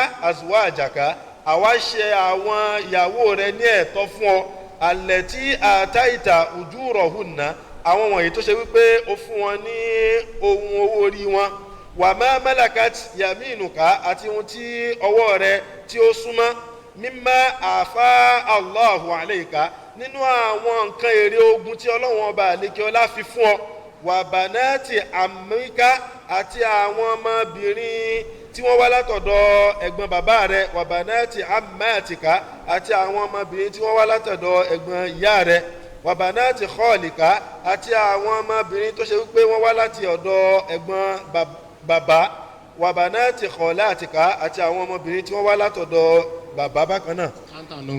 àǹtí ànọ́nkù ọmọ àǹtí àti ọmọ ọ̀nkù alẹ́tí hajarna ma'aka àwọn tí wọ́n ṣe ìrìn àjò pẹ̀lú rẹ̀ wàmrọ́àtàn àti obìnrin tí obìnrin mínàtàn tó jẹ́ olùgbàgbọ́ in wahabat nafsaha lin nabiyyi tó jọ̀wọ́ ara rẹ̀ lẹ̀ fún òjíṣẹ́ in àrọ́dà nabiyyu tí òjíṣẹ́ bá fẹ́ anyastankiha láti fẹ́rúfẹ́ obìnrin bẹ́ẹ̀ khalisatan laka èyí a ṣe ní gbódógí fún ìwọ nìkan min dunil mu'minin tí a sì ṣe àdáyanrí ẹ̀ kúrò lọ́dọ̀ àwọn olùgbàgbọ́ òdodo tó kù kọ́dà alimna ma farodna alayhim àwọn ọmọ nǹkan tá a pa léṣe fún wọn fi azwajihim ìyẹn nínú àwọn obìnrin wọn wà má malakat aymanuhum àti àwọn ohun tí ọwọ́ wọn lẹ́tọ̀ọ́ sí likaila yakuna alayka harajun kó má bàa sí ìpayín kékeré kan lórí rẹ̀ wa kana Allahu ghafuran rahima ọlọ́wọ́n bá aláàsì jẹ́ aláàánú jùlọ aláforíjì jùlọ aláàánú jùlọ ẹ rí wípé àwọn gbólóhùn tọ́lọ́wọ́n bá lè kí ọlá lò fún wa tó sì ṣe àlàyé tó clear fún wa yìí ó wà very clear khalisatan lak tẹ́ bá wo àwọn àyè yìí in wahabat nafsaha linnabi àwọn obìnrin kan wà tí ó jẹ́ pé nínú àwọn ayé ànábì Muhammad tó ṣe wípé ọlọ́wọ́n bá lo gbólóhùn hajar àwọn tí wọ́n ṣe ìrìn àjò pẹ̀lú ànábì Muhammad àwọn obìnrin mi wà tó ṣe wípé ànábì Muhammad fẹ́ wọn fún àpẹẹrẹ ẹni tí ànábì Muhammad fẹ́ lẹ́yìn kété tí Hazrat Khadija radiyallahu anha tí wọ́n papòdà tán ànábì Muhammad mú òsúnmọ́ ìyá ẹ̀ kódà wọ́n fún àsìkò oorun tí wọ́n fún Hazrat Aisha radiyallahu anha nítorí wípé ìyá náà jẹ́ àgbàlagbà tí kò sì ní okun pé à ń wọlé tọrẹ ní àbí kankan nítorí pé àsìkò tí ànábì sálám tí wọ́n dáwà yìí ìyá náà jẹ́ ẹni tí wọ́n fẹ́ láti ṣe àwọn oríṣiríṣi àwọn iṣẹ́ míì àpẹẹrẹ míì tún wà fún àpẹẹrẹ Hazrat Zainab ìyàwó Hazrat Zaid eléyìí tó ṣe wípé ọmọ àfẹnupé ànábì Muhammad sálám ìyẹn Hazrat Zaid radiyallahu anhu ọmọ tí àwọn sálám sọ dálẹ̀ tó sọ pé rárá ó dáa kí n wà lọ́dọ̀ rẹ Muhammad ju kí n lọ sọ́dọ̀ àwọn òbí mi lọ afífẹ́ obìnrin kan ṣùgbọ́n obìnrin yìí wọ́n kọra wọn lẹ̀ obìnrin náà ó wá ti wá fẹ́ di ohun àmúṣe yẹ̀yẹ́ lóde ọlọ́wọ́n bá lékè ọlá sì fi àṣẹ lù ú kí ànábì sálám kó ṣe kí ni o kí ó dé ládé láti fẹ́ àwọn obìnrin míì wà tó ṣe pé ọkọ wọn ti papòdà ní ojú ogun ọlọ́wọ́n bá mẹ́sàn bí àwọn tí wọ́n ṣe ìrìn àjò pẹ̀lú ẹ̀ tó ṣe pé ọkọ wọn ti papòdà lójú ogun kò sẹ́ni fẹ́ fẹ́ wọn bùkátà kún bùkátà ni ọlọ́wọ́n bá sọ pé a fi fún ìwọ Muhammad láti fẹ́ wọn àwọn obìnrin mi wà tí wọ́n sọ pé ìwọ Muhammad ló ń wá ká fẹsẹ̀ àfẹ́fẹ́ ẹlòmíì mọ́ ọlọ́run bá ní tí ó bá ń wọ Muhammad sallam láti gbà láti fẹ́ wọn àṣẹ bẹ́ẹ̀ fún wọn láti fẹ́ wọn. àwọn ìgbàláàyè yìí àṣẹ fún ànábì Muhammad sallam ọlọ́run bá dẹ̀ ti fòǹtẹ̀lú ó ní àwọn nǹkan tá a fún wọn o nínú ọ̀rọ̀ obìnrin tá a kà fún wọn pé wọ́n lè fẹ́ àti mọ àwọn nǹkan tá a fún wọn ọlọ́run bá ló sọ bẹ́ẹ̀ ó ní àṣìmọ̀ nǹkan tá a fún ìwọ Muhammad sallam fún délé kóníkàlùkù ṣe kí ni kó fọwọ́ mọ́ èyí tí ó jẹ́ títí ẹ̀. Assalamu alaikum. Jazakumullahu khairan. These two verses from Surah Nisa and Surah Al-Ahzab, they are very clear. and some are prerogative of Holy Prophet Muhammad sallam. And majorly this is in terms of number, because Banati Ammika, Banati Ammatika, they are also cousins. They are cousins of Holy Prophet Muhammad sallam. And we are also allowed in Islam, if our culture actually allows it, we are also allowed to marry our cousins, either first cousins, second cousins, third cousins. But if our culture allows it, and it will not disrupt anything in the family setting. Otherwise, don't just come up one day you want to marry your cousin. You will disrupt family setting system, because it's not allowed. It's not in our memory. But in the Asia, they do it. Either Southern Asia or Middle Asia, Northern Asia, they do it. But here in Africa, we seldom do it. Some part of Africa, they may be doing it. But here in the southern west part of Nigeria, we do not do it. If it happens somewhere, somehow, it is by error. Traditionally, we don't do it. So, we don't say because Quran has allows it, or allowed it, then you because it is not a law. It is only permissible. It's not a law. It is permissible only. May Allah guide us. So let's stay by 4. Let's stay by 4. And other daughters of Adam. Jazakumullah. First Ida, during the first Ida, which is 3 months, wife will stay with the husband during the first processes. During the second Ida, 3 months, wife will stay with husband. If the third divorce is pronounced, what happens? Bí ìgbésẹ̀ ìkọra ẹni bá wá láàrin ọkọ àti ìyàwó, dandan ni kí ìyàwó yẹn lo oṣù mẹ́ta lọ́dọ̀ ọkọ yẹn. Kò gbọ́dọ̀ lé kó ń lé àsìkò Ida nìyẹn. Bí àsìkò yẹn bá kọjá tọkọ sọ pé ìfẹ́ ọmọ sáníṣẹ́, ó ti di méjì. Yóò tún lò kejì náà. Tó bá tún pè kẹta, ṣé yóò tún ṣe Ida ẹlẹ́ẹ̀kẹta? Ṣé ló mi sà? Gẹ́gẹ́ bí wọ́n ṣe sọ, bí protocol ṣe wà nígbà tá a fẹ́ ṣe nìka ẹ̀, bẹ́ẹ̀ náà protocol ṣe wà nígbà tá a fẹ́ divorce ara wa. Kò dàbí nǹkan tá à ń ṣe ní ìsìn. Ẹ̀kọ́ tẹ máa dédé rí ìyàwó nílé bàbá ẹ̀. Kí ló dé? Wọ́n ti kọra wọn ní. Bọ́n ṣe kọra wọn kọ́ nìyẹn o. Nígbà tí ọkùnrin bá sọ pé wọn ò fẹ́, lẹ́yìn ìgbà tí wọ́n ti bá yín dá sí i lókè, kì í ṣe nínú ìjọ Muhammadiyya, kì í ṣe ọkùnrin kan ló máa dédé dáwọ́ wípé mo kọ̀ ẹ́ lẹ̀, mi ò fẹ́ mọ́ o. Nítorí pé ìwọ kọ́ ló so mọ́ra mọ́ ẹ̀jọ́ sọ́ra yín papọ̀, àwọn kan ló so yín papọ̀. Àwọn lè máa kọ́kọ́ pa sọ́dọ̀ wọn, wọ́n wá bá yín sọ. Nígbà tó bá yín sọ tí wọ́n pẹ̀lú sí inú, nítorí pé Ọlọ́run bá kórìíra ìkọra ẹni sílẹ̀. Wọ́n tọ́lọ́ bá sì kórìíra, ṣé àwa ló yẹ ká máa promote ẹ̀? So ìyẹn ló ṣe máa bá wa sọ̀rọ̀. Nà lẹ́yìn ọ̀rọ̀ tó bá ti wá bá a sọ tí àgbọ̀ tó kọ kíkọ̀. Ìdá alákọ̀ọ́kọ́, ó ṣe nǹkan oṣù alákọ̀ọ́kọ́. Tó bá dẹ̀ wá, ó máa wà nínú ilé wa táwọn máa tọ́jú ẹ̀, tí ó máa jẹ, tí ó máa mu. Kódà Islam fẹ́ kí irúfẹ́ obìnrin bẹ́ẹ̀ kó tún máa múra, kó máa túnra ṣe, kó máa kàtíkè, kó máa wọṣọ tó dáa, aṣọ tó fanimọ́ra, kó máa ṣe dáadáa, kó máa rìn lẹ́gbẹ̀ẹ́ inú ilé, kọkùnrin yẹn kó máa rí nǹkan tó lọ́wọ́ fẹ́ kọkùnrin yẹn máa ṣe nìyẹn. Tó bá ṣe bẹ́ẹ̀ fún dídí oṣù kan àkọ́kọ́ tó ṣe nǹkan oṣù tí ó sáyà rí pé rárá òun lọ wọn fẹ́, ó ṣe bẹ́ẹ̀ ó parí nǹkan oṣù. Ẹlẹ́ẹ̀kejì wọ́n pronounce ẹ̀ pé kó wọn fẹ́ra wọn, ó tún ṣe bẹ́ẹ̀ ní oṣù tó tẹ̀lé, ó tún wojú ẹ̀, ó tún wo bẹ́ẹ̀, ó sáyà rí pé rárá. Ẹlẹ́ẹ̀kẹta ó túbọ̀ sí pé ìfẹ́ yẹn ẹ̀fẹ̀ fẹ́ ra yín mọ́ nìyẹn lóòótọ́. Nígbà tó bá ti dé ẹlẹ́ẹ̀kẹta ẹ wà kọ́ra yín lẹ̀, kì í ṣe ìwọ kọ́ ló fẹ́ kọ́, jọ̀mọ́ ló máa wá kọ́ tọ́ látẹ̀ni lọ lágbájá. Kò ní dúró oṣù mẹ́ta míì mọ́. Lẹ́yìn ẹlẹ́ẹ̀kẹta yẹn wọ́n á fún níwèé, ó máa lọ. Tó bá ti wá lọ, lẹ́yìn ìgbà tó wá lọ tán, ẹ̀yìn wá fi pé mo miss ìyá yìí o, ìmọ̀ kò ṣe rí nìyí, mo sọ́fà gan ni.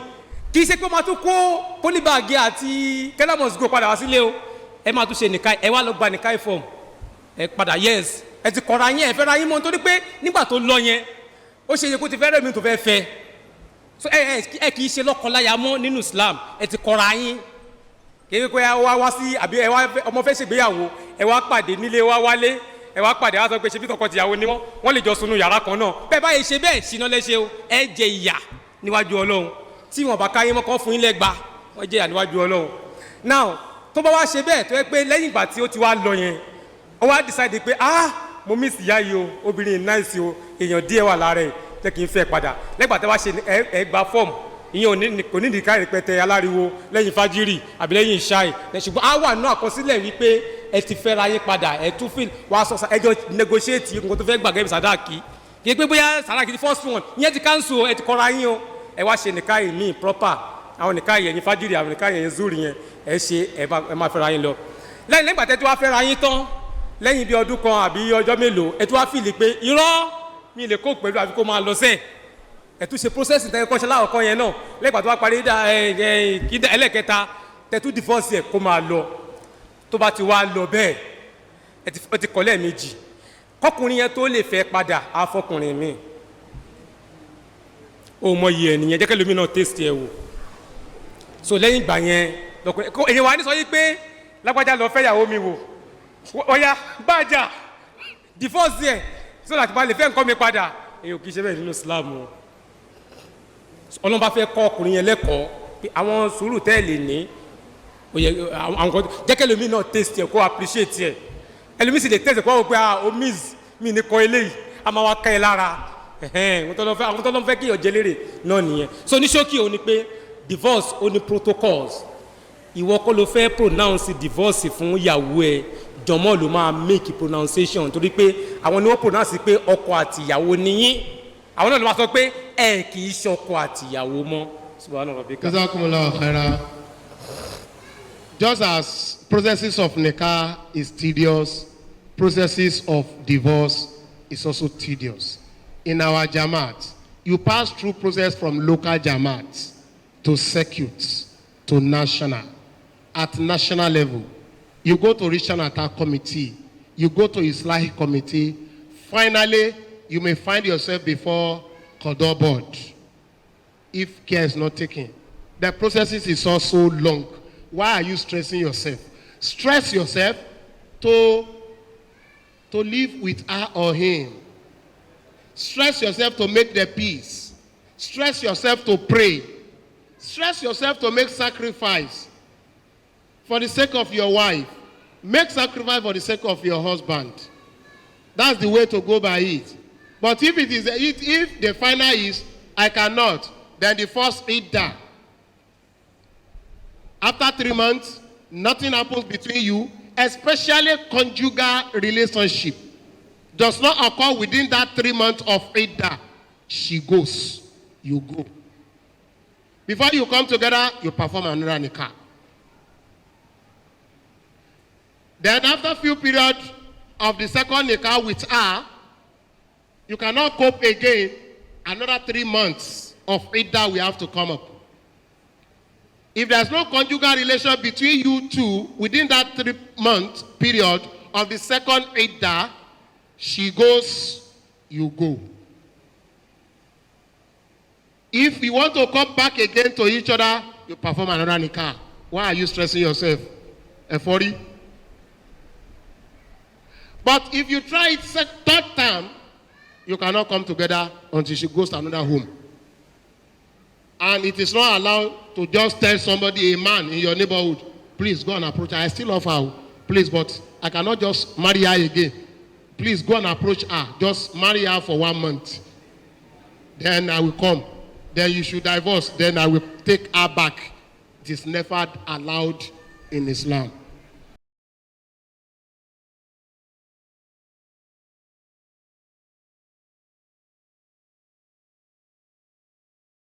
lára àwọn àlàyé táwọn Sufi máa ń ṣe òun náà ni pé lára nǹkan tó ṣe pàtàkì ni láti di ọ̀kan ṣoṣo pẹ̀lú Ọlọ́run Ọba Allah.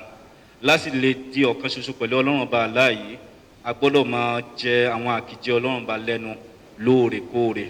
Nígbà tá a bá jẹ lẹ́nu tá a bá ṣe àwọn spiritual exercise kan ló fi fà á tó fi jẹ́ pé a di ọ̀kan ṣoṣo pẹ̀lú Ọlọ́run Ọba. Nígbà tó tún wá yá ó tún wá di wípé kódà à ń lo surud à ń lo music àbí ńgbà míì àwọn oògùn olóró ńgbà míì láti lè máa hún ríra láti lè máa lọ sínú ẹ̀mí láti lè máa gbẹ́mí láti bá ọlọ́run bá àlekè ọlá sọ̀rọ̀. So lára àwọn sẹ́ẹ̀tì sufism àbí ibi tó gbajúgbajà sí Iran, Turkey, ara àwọn sẹ́ẹ̀tì sufism Naqshbandi àti Qadariya. So ṣùgbọ́n a ní àwọn àfáà sufi kan tí wọ́n ti lọ tó yẹ pé àwọn èèyàn òpó wọn yé náà lórí ọ̀rọ̀ tí wọ́n ń sọ yìí. Lóòótọ́ àárẹ̀ àwọn kan tó bàjẹ́ bàlùmọ̀ lẹ́yìn wọn lára àwọn àfáà sufi tó lọ tó yẹ pé àwọn èèyàn òpó yé ó ní Alhaji Mansur. Nígbà tí Haji Mansur tí wọ́n ń ṣàlàyé fún àwọn èèyàn nípa àkìjẹ́ Ọlọ́run ọba, so nígbà tí wọ́n ṣàlàyé dáàyè kan wọ́n ní analahak èmi ni òdodo. Nígbà táwọn èèyàn gbọ́ yẹn wọ́n ní eléyìí ó ti di pé ká pa á, ó ti pera rẹ̀ lọ́lọ́run. Bó tiẹ̀ jẹ́ pé nǹkan tí wọ́n ń sọ yìí ó lálàyé, ṣùgbọ́n àwọn tí ó tẹ̀lé wọn lẹ́yìn ìgbà yẹn wọ́n tiẹ̀ wá bá a dé ààyè kan tó jẹ́ pé kò sí ohun tí wọ́n lè ṣe mọ́. Ọ̀pọ̀lọpọ̀ fi ìrun sílẹ̀ tó jẹ́ pé wọ́n sọ pé ìrun yẹn kì í ṣóun gangan lódù bí kì í ṣe pé àwọn nǹkan míì lódù. Kódà lásìkò Hazrat Muslim radiyallahu anhu khalifa ẹlẹ́ẹ̀kejì nínú Islam, kan nínú àwọn Sufi yẹn ó kọ lẹ́tà sí wọn. Nínú lẹ́tà yìí ó sọ àwọn gbólóhùn kan bẹ́ẹ̀, ó mú àwọn ẹsẹ̀ alukurani wá, ó mú ẹsẹ̀ alukurani kan wá pé wá budu rabbaka hatta ya'tiyakal yakin, ẹni pé Ọlọ́run bá ní ká máa jọ́sìn fún un tí fi dé ààyè kan tí ń jẹ́ yakin. Ó lóun ti wá dé ààyè tí ń dé yakin yìí tó sì bẹ́ẹ̀ wọn ò nílò ìjọsìn Ọlọ́run bá kankan mọ́. Ó ní tí ọkọ̀ ojú omi bá ti dé erékùṣù ibo ló tún lọ mọ́. So nípa bẹ́ẹ̀ Hazrat Muslim wọ́n sọ fún pé ìwọ ló gbọ́ àlàyé ẹ̀sìn ẹyẹ, yakin tí wọ́n ń sọ láàyè yẹn ikú ni. Ó dìgbà tí kó tó pa ọ́ lòtò ní sọ pé ó fẹ́ jọ́sìn lára mọ́. Kódà òjíṣẹ́ ńlá Muhammad sallam wọ́n jọ́sìn títí di orí ikú ni. Nígbà kan ní tí wọ́n ń ṣe jásà pẹ̀lú Hazrat Muslim radiyallahu anhu, wọ́n ń sọ àwọn ìgbésẹ̀ kan tá a lè gbé láti lè fi dàgbàsókè nípa ti ẹ̀mí kankan. Ẹnìkan kọ lẹ́tà sí wọn láti inú èrò, ó kọ sínú bébà pélébé kan, ó fi ránṣẹ́ sí wọn. So nígbà tí wọ́n tú bébà pélébé yìí tí wọ́n tú yẹ̀wò, ó kọ síbẹ̀ wípé Sufi kan lòun àti pé gbogbo àṣírí tó ń tú lé àwọn ọmọ ọjọ́ rẹ̀ lọ́wọ́ yìí láàrin ọjọ́ kan, ọdún 10 ni mo fi kọ lọ́dọ̀ àwọn àfáà wa. Ọdún 10 ni mo lò lọ́dọ̀ àfáà mi kí n tó kọ́ àwọn nǹkan tó ń tú àṣírí rẹ̀ lọ́jọ́ kan ṣoṣo yìí. Kó o sì dákun kó o dákẹ́ kó o yé tú àṣírí wa. So nípa bẹ́ẹ̀ ló jẹ́ wípé tó bá yẹ pé Sufism tán bẹ̀rẹ̀ ní ìgbà àkọ́kọ́, ẹni pé láti súnmọ́ Ọlọ́run ba, a rí i pé tá a bá tiẹ̀ wo conditions of bayat wa, 10 conditions of bayat, tẹ́ ẹ bá gbélé ẹlòmíì lọ́wọ́ tó bá kà á, a níṣẹ́ fẹ́ sọ mí di Sufi ni. So nǹkan tó ń rí fáàsì ni pé kíní yẹn tá a bá wò tabatul ila Allah ni, tó o bá lè ṣe wàá dẹni Ọlọ́run ba, wàá sì máa báwọn bá fi ọ̀run lò láyé yìí kó tó dọ̀run. So nípa bẹ́ẹ̀ ohun tí Sufi gangan tó dárí lórí ní ìbẹ̀rẹ̀ pẹ̀pẹ̀ ní, ṣùgbọ́n irú Sufi tí wọ́n ń ṣe ní ìsìn tó jẹ́ pé wọ́n ń lọ sẹ́gbẹ̀ẹ́ odò, wọ́n ń waṣọ funfun, àwọn àgbọn oríṣiríṣi wọ́n ń lò láti fi ṣiṣẹ́ fúnra wọn, kò sí ìjọsìn kan tó ń ṣe bí kì í ṣe pé kán gbé tẹ̀síbá bàǹbà sọ́rùn. So irú Amadi bẹ́ẹ̀ á rí pé Amadi ò ní ìlálàṣe láti di irú Sufi báyìí. Ṣùgbọ́n tá a bá ń sọ pé Sufism láti di ọ̀rẹ́ Ọlọ́run ba, láti sá fún ìfẹ́kúfẹ́ ayé, láti di ọ̀rẹ́ Ọlọ́run ba, láti súnmọ́ Ọlọ́run ba, eléyìí òun náà ló dáa jùlọ. So nípa bẹ́ẹ̀ eléyìí òun náà ni nǹkan tí a mọ̀ sí Sufi. Tán bá dàn sọ pé Sufi azam òjíṣẹ́ ńlá Muhammad sallam nínú definition wọn ní bá ṣe sọ débẹ̀, so wọ́n correct. So tíyàn bá tẹ̀lé òjíṣẹ́ ńlá Muhammad sallam dáàyè kan tó lápẹẹrẹ, so wàá di ẹni tó jẹ́ pé yóò sá fún ìfẹ́kúfẹ́ ayé, yóò sì di ọ̀rẹ́ Ọlọ́run ba. Jazakumullah. Jazakumullah. Sufism basically is a spiritual journey towards Allah the Almighty to become a perfect friend of Allah the Almighty. Though just like every other religious system is being corrupted today, people are doing so many things in the name of that they want to become a Sufi, this and that. So many dirty things they do that are not Islamic. But even simply just to let us know, perfect following or fulfillment of the 10 conditions of Bayat of Ahmadiyya Muslim community can easily make you a Sufi.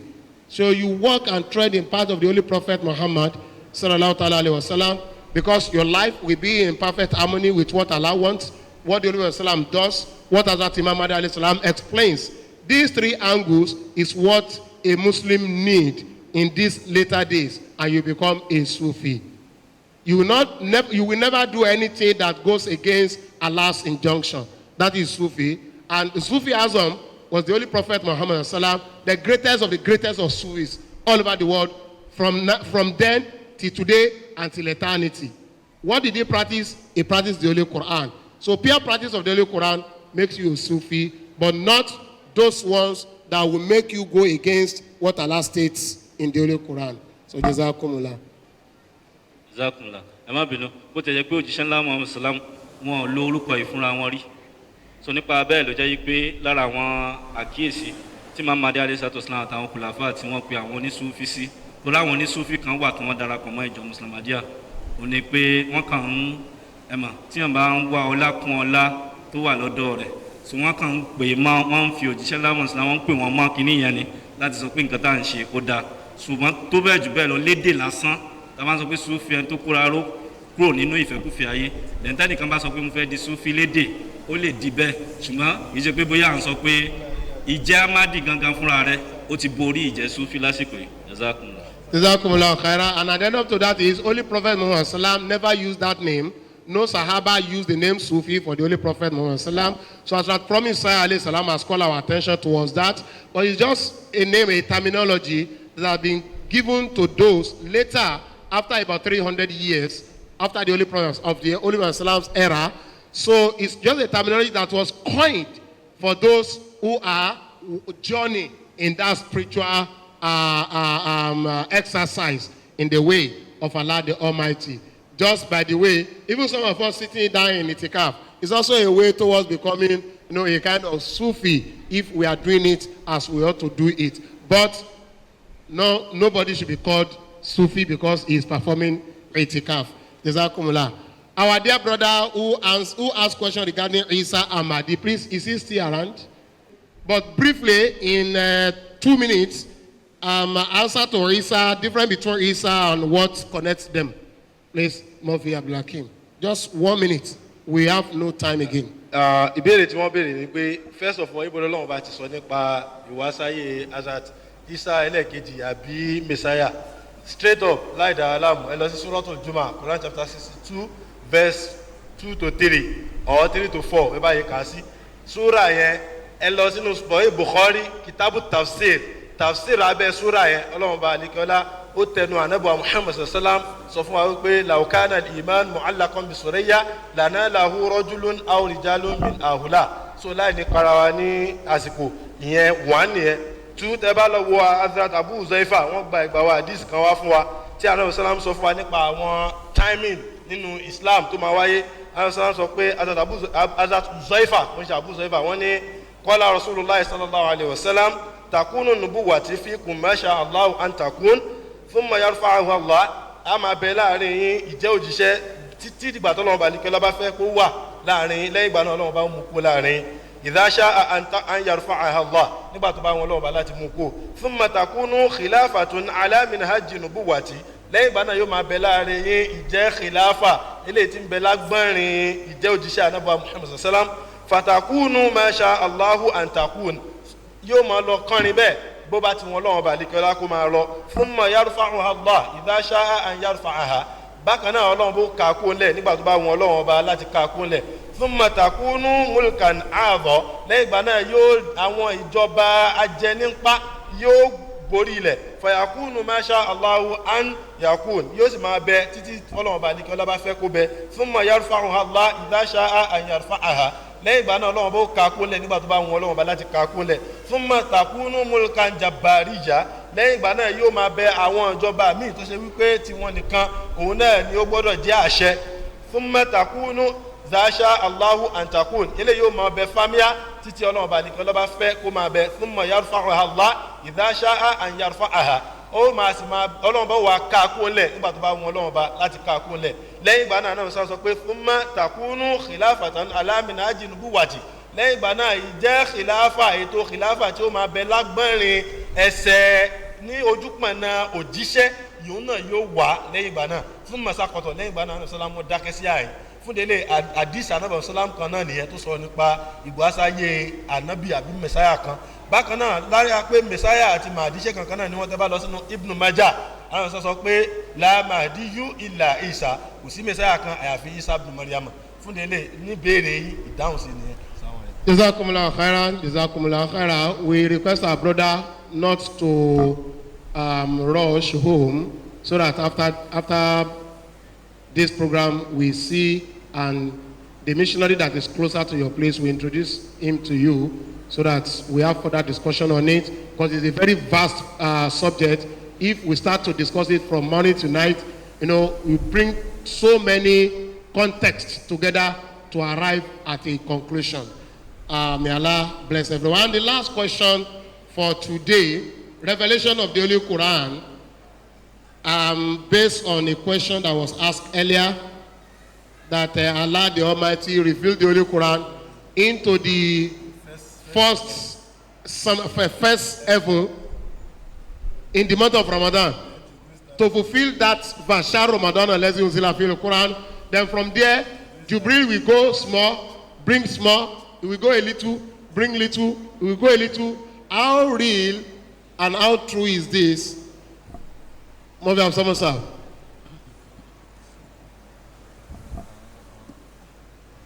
Jazakumullah khaira.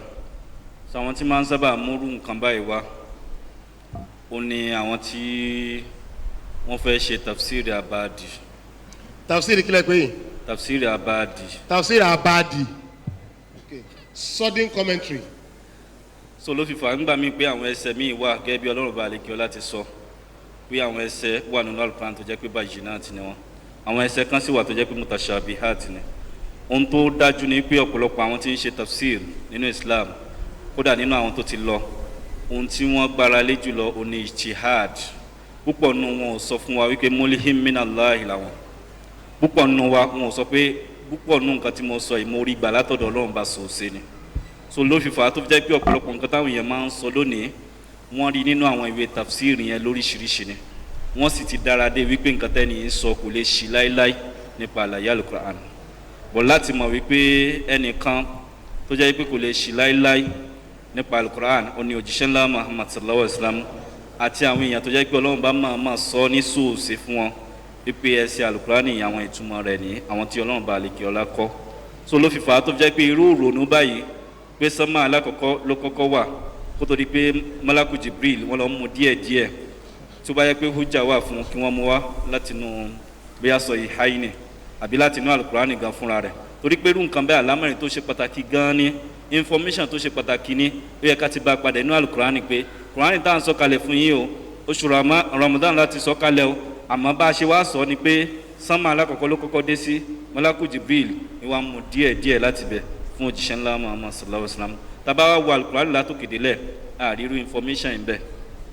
Tá bá sì wo àwọn tafsir tí òjíṣẹ́ ńlá Muhammad sallallahu alaihi wasallam tí wọ́n ṣe nípa Al-Qur'an àríru tafsir yìí níbẹ̀. So nǹkan tó jà jù ó ní wípé tí a bá ní à ń sọ nǹkan kalẹ̀ àbí tá a bá láti sọ nǹkan kalẹ̀ ìbẹ̀rẹ̀ pẹpẹ yẹn ó ṣe pàtàkì. Ìbẹ̀rẹ̀ pẹpẹ yẹn lọ́lọ́run bá àlekè ọlá tọ́ka sí torí pé inú oṣù Ramadan láti sọ kalẹ̀. Níbi tí oṣù ìwà lágbára dé gbogbo oṣù Ramadan pátápátá oní Malaku Jibril wá ń bá òjíṣẹ́ ńlá Muhammad sallam láti bá wọn ka Al-Qur'ani látòkè délẹ̀ gbogbo nǹkan tó bá ti sọ kalẹ̀. Kódà ní ọdún tó jẹ́ pé wọ́n jẹ́ Ọlọ́run bá nípè ẹ̀ẹ̀mejì ni wọ́n revise Al-Qur'ani látòkè délẹ̀. So nípa bẹ́ẹ̀ ló jẹ́ wípé láti máa tẹ̀lé tafsir abadi lásìkò yìí kò ní túmọ̀ pàápàá jùlọ nígbà tí Imam Mahdi alayhi salatu wasalam tí wọ́n ti dé tí wọ́n ti wá ṣàlàyé àwọn Al-Qur'ani fún wa. Dẹ́nìkan nínú àwọn ọmọ wọn tó sì tún jẹ́ khalifa wọn tí ó jẹ́ Hazrat Muslim Maud radiyallahu anhu Ọlọ́run bá ti kọ́ wọn ní Al-Qur'an. So wọn ò dárúkọ rẹ̀ fún wa níbi kankan nínú tafsiri wọn wípé bóyá sánmà alákọ̀ọ́kọ́ àbí sánmà ẹlẹ́ẹ̀kẹta àbí sánmà ẹlẹ́ẹ̀kẹfà ló kọ́kọ́ dé sí kó tó di pé Malaku Jibril wọn lọ mú díẹ̀díẹ̀. So tó bẹ́ẹ̀ jù bẹ́ẹ̀ lọ tá a bá rírun nǹkan báyìí nínú àwọn tafsiri tó ti lọ. So ẹ jẹ́ ká mọ̀ yìí pé púpọ̀ nínú àwọn ìgbìyànjú àwọn ènìyàn wọ́n gbìyànjú lóòótọ́ àmọ́ wọn ò sọ fún wa níbi kankan nínú púpọ̀ nínú àwọn tafsiri tí wọ́n kọ wípé nǹkan tí mo sọ yìí mo gbà látọ̀dọ̀ Ọlọ́run ọba sòsè kò sì lè sí kọ́nu-ńkọ́ àbí ìpàkàsọ kankan níbẹ̀. So tá a bá bá ìpàkàsọ kan ń bẹ̀ àbí tá a gbá ọ̀rọ̀ kan tán sọ so a ní láti gbé yẹ̀wò pẹ̀lú nǹkan tí Imam Mahdi alayhi salatu wasalam tí wọ́n sọ láti kò yìí àti àwọn ọ̀rọ̀ tí àwọn kòláfà àwọn tí wọ́n sọ. Jazakumullah. Jazakumullah khaira. There is no reference either directly or by inference from the Holy Quran or from the commentaries done by Holy Prophet Muhammad sallallahu himself regarding the Holy Quran that refers to this theory of Quran first coming down to the first heaven in the month of Ramadan, and from there, little by little, Jibril will go there reveal little to the Holy Prophet Salam, then we run back, bring another little, we run back, bring another little. No. And it's a very important information that shouldn't have missed out from the Holy Quran. So if there's any reference, it will do us a lot of good to have it. So if anybody has it, we are also in need of it. But by us, and by our belief and understanding, through the promised Messiah, alayhi salam, and his khulafa, there is nothing like that. What Allah actually means, primarily, that Quran was revealed in the month of Ramadan, is the very first revelation that forms part of the Holy Quran in the month of Ramadan. And the second meaning to it is the rehearsal of the Holy Quran with the Holy Prophet Muhammad sallam annually by Jibril with the Holy Prophet Muhammad sallallahu alaihi wasallam. And it was established in the history of Islam that in the year that Holy Prophet sallam will pass away, that month of Ramadan that was the last for the Prophet, Jibril rehearsed Quran twice for the Holy Prophet Muhammad sallam. So the Holy Quran is such a huge project of Allah the Almighty for the Holy Prophet sallam that nothing about it will have remained hidden from his followers. Nothing whatsoever. How it was revealed, who was his Abijah, through which factor, through which means, through which medium, everything was perfect in writing, in recording for all of us that we have seen today. Alhamdulillah. So here we come to the end of this important occasion. This year, our sessions of Dazul Quran, through which we have reminded each other, or we have taught each other from the tafsir of the promised Messiah alayhi salam, and from the tafsir of Hazrat Khalifatul Masih II radiyallahu anhu, and even the tafsir of Hazrat Khalifatul Masih al-Khamis ayadahullahu ta'ala bin Nazir al-Aziz, and from different scholars who have learned from these divine sources that we are blessed with. Today caps the month's rigorous activity of these important occasions. Alhamdulillah. On behalf of Alhaj Abdul Hakim Aro Shirisab, who is the chairman of the Committee of Tabligh of Media for Lagos State, and all the circle presidents, all the missionaries, all coordinating missionaries, circuit missionaries, and all members of executive of the Jamaat, both at local circuit, we appreciate the sacrifices of everyone. We appreciate our endurance, our steadfastness, our patience with this program, where our flaws were made public by Allah the Almighty. We appreciate our patience with us in this regard. And we request us that we should please seek Allah's forgiveness for those of us in this other side that we are running here and there to organize this important program. And where Allah has covered our flaws, we also request us to please seek Allah's forgiveness for us so that we all receive Allah's grace, true forgiveness and mercy. And on our behalf, all of us, we appreciate our panelists, the two movies they have taken us through Dazul Quran this month. Despite that, they have also come today to grace this occasion with their wealth of knowledge. We appreciate them. Mavi Abdul Samad, Tizakumullah Khairan, Mavi Abdul Hakim, Sulaiman Sahab, we appreciate our effort. And to the middleman among them, Missionary Lomi Sahab, he truly is the middleman. He connects every one of us. He will connect all the Mavis, all the Malimin. He will connect all the missionaries. He will connect all circle presidents to make sure that this program holds and it does not fail. And where he feels there are some lapses, he will make sure those gaps are bridged. We appreciate him on behalf of every one of us. May Allah the Almighty continue to bless every one of us. Ní àyè, òun náà ni àwa ètò ti ọdún yìí gún sí.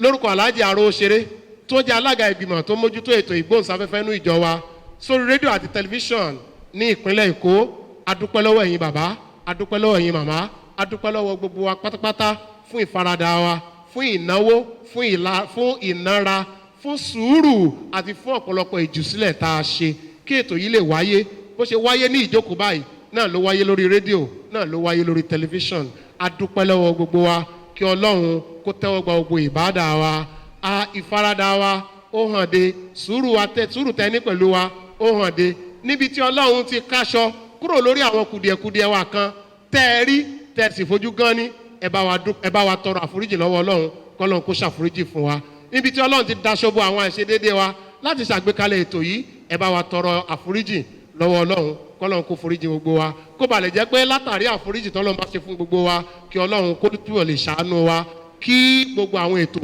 tá a gbé dání kó lè máa láyọrí sí dáadáa àwa forúkọ gbogbo wa dúpẹ́ lọ́wọ́ àwọn àáfàá tí wọ́n wá dá wa lẹ́kọ̀ọ́ tí wọ́n wá dá àwọn ìbéèrè wa lónìí àwọn mọ́fì wa méjèèjì wọ́n ti wá dá wa lẹ́kọ̀ọ́ ṣáájú wọ́n ti wá bùn wa nínú omi ìmọ̀ táwọn náà mu lọ́dọ̀ azati Muhammad alayhi salam àti lọ́dọ̀ àwọn kùlàfà wọn omi ìmọ̀ tí wọ́n mu lọ́dọ̀ wọn wọ́n ti wá bùn wa ní díẹ̀ nínú ẹ̀ adúpẹ́ lọ́wọ́ wọn ẹni tó jókòó sáàrin wọn ṣẹlẹ̀ lówó mi àwọn ní alàgàtà láàrin gbogbo wa pátápátá bí wọ́n ṣe ń pe president náà ń pe missionary ètò yìí ò gbọ́dọ̀ wọlẹ̀ ètò yìí ò gbọ́dọ̀ dàrú kò gbọ́dọ̀ túká àti bẹ́ẹ̀ bẹ́ẹ̀ lọ adúpẹ́ lọ́wọ́ àwọn náà tí wọ́n jẹ́ kí gbogbo ètò ọ̀hún kó gún mọ́ gbogbo àwọn ìgbésẹ̀ wa òun náà ni ó máa dùn mọ́ lọ́rùn ọba nínú èyí tó bá kù díẹ̀ káàtó nínú àwọn àlámọ̀rí wa ọlọ́run ọba yóò bá gbé wọn sẹ́sọ̀ orílẹ̀-èdè nàìjíríà á jẹ́ kí ó rọrùn á jẹ́ kó tùbà á jẹ́ kó tù ṣe fún wa á bá gbé nàìjíríà sẹ́sọ̀ níwòyí ọdún tó ń bà lágbára ọlọ́run ànífi kankan ní wa ṣàwátì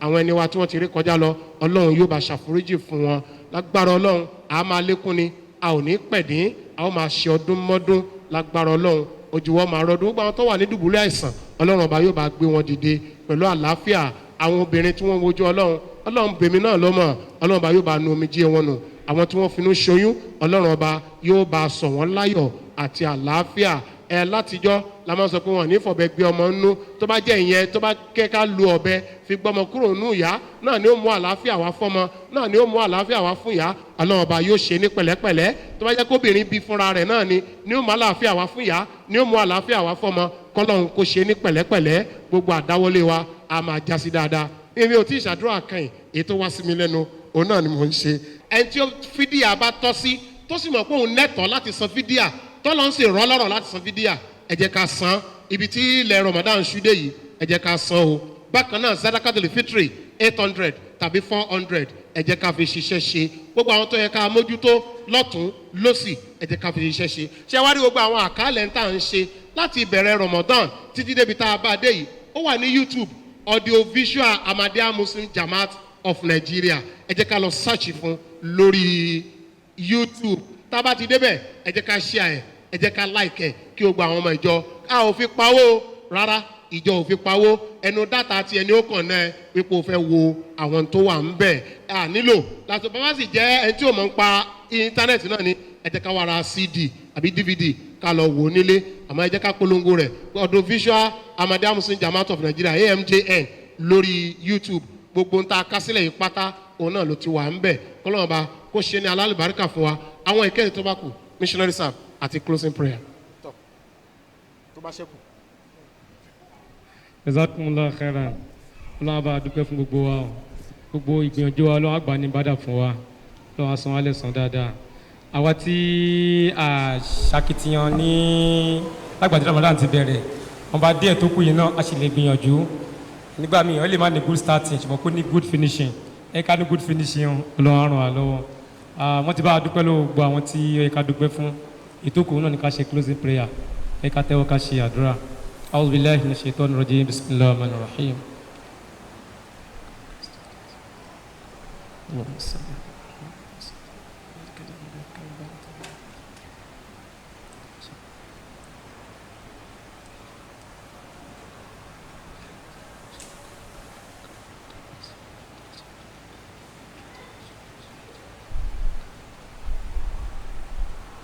ربنا عليك توكلنا وإليك أنبنا وإليك المصير ربنا تقبل منا إنك أنت السميع العليم آمين. السلام عليكم ورحمة الله وبركاته. jazakumullahu khairan. Nare takbir, nare takbir. Ahmadiyya Muslim Jamaat of Nigeria, Lagos State. Ahmadiyya Muslim Jamaat of Nigeria, Lagos State. Nare takbir. Muhammadur Rasulullah. Muhammad, Muhammad, Muhammadur Rasulullah, Rasulullah, Rasulullah, Muhammadur Rasulullah. Salli ala Rahimina, Salli ala Muhammadin, Salli ala Karimina, Salli ala Muhammadin. Muhammad, Muhammad, Muhammadur Rasulullah, Rasulullah, Rasulullah, Muhammadur Rasulullah. Rasulullah, Rasulullah, Muhammadur Rasulullah.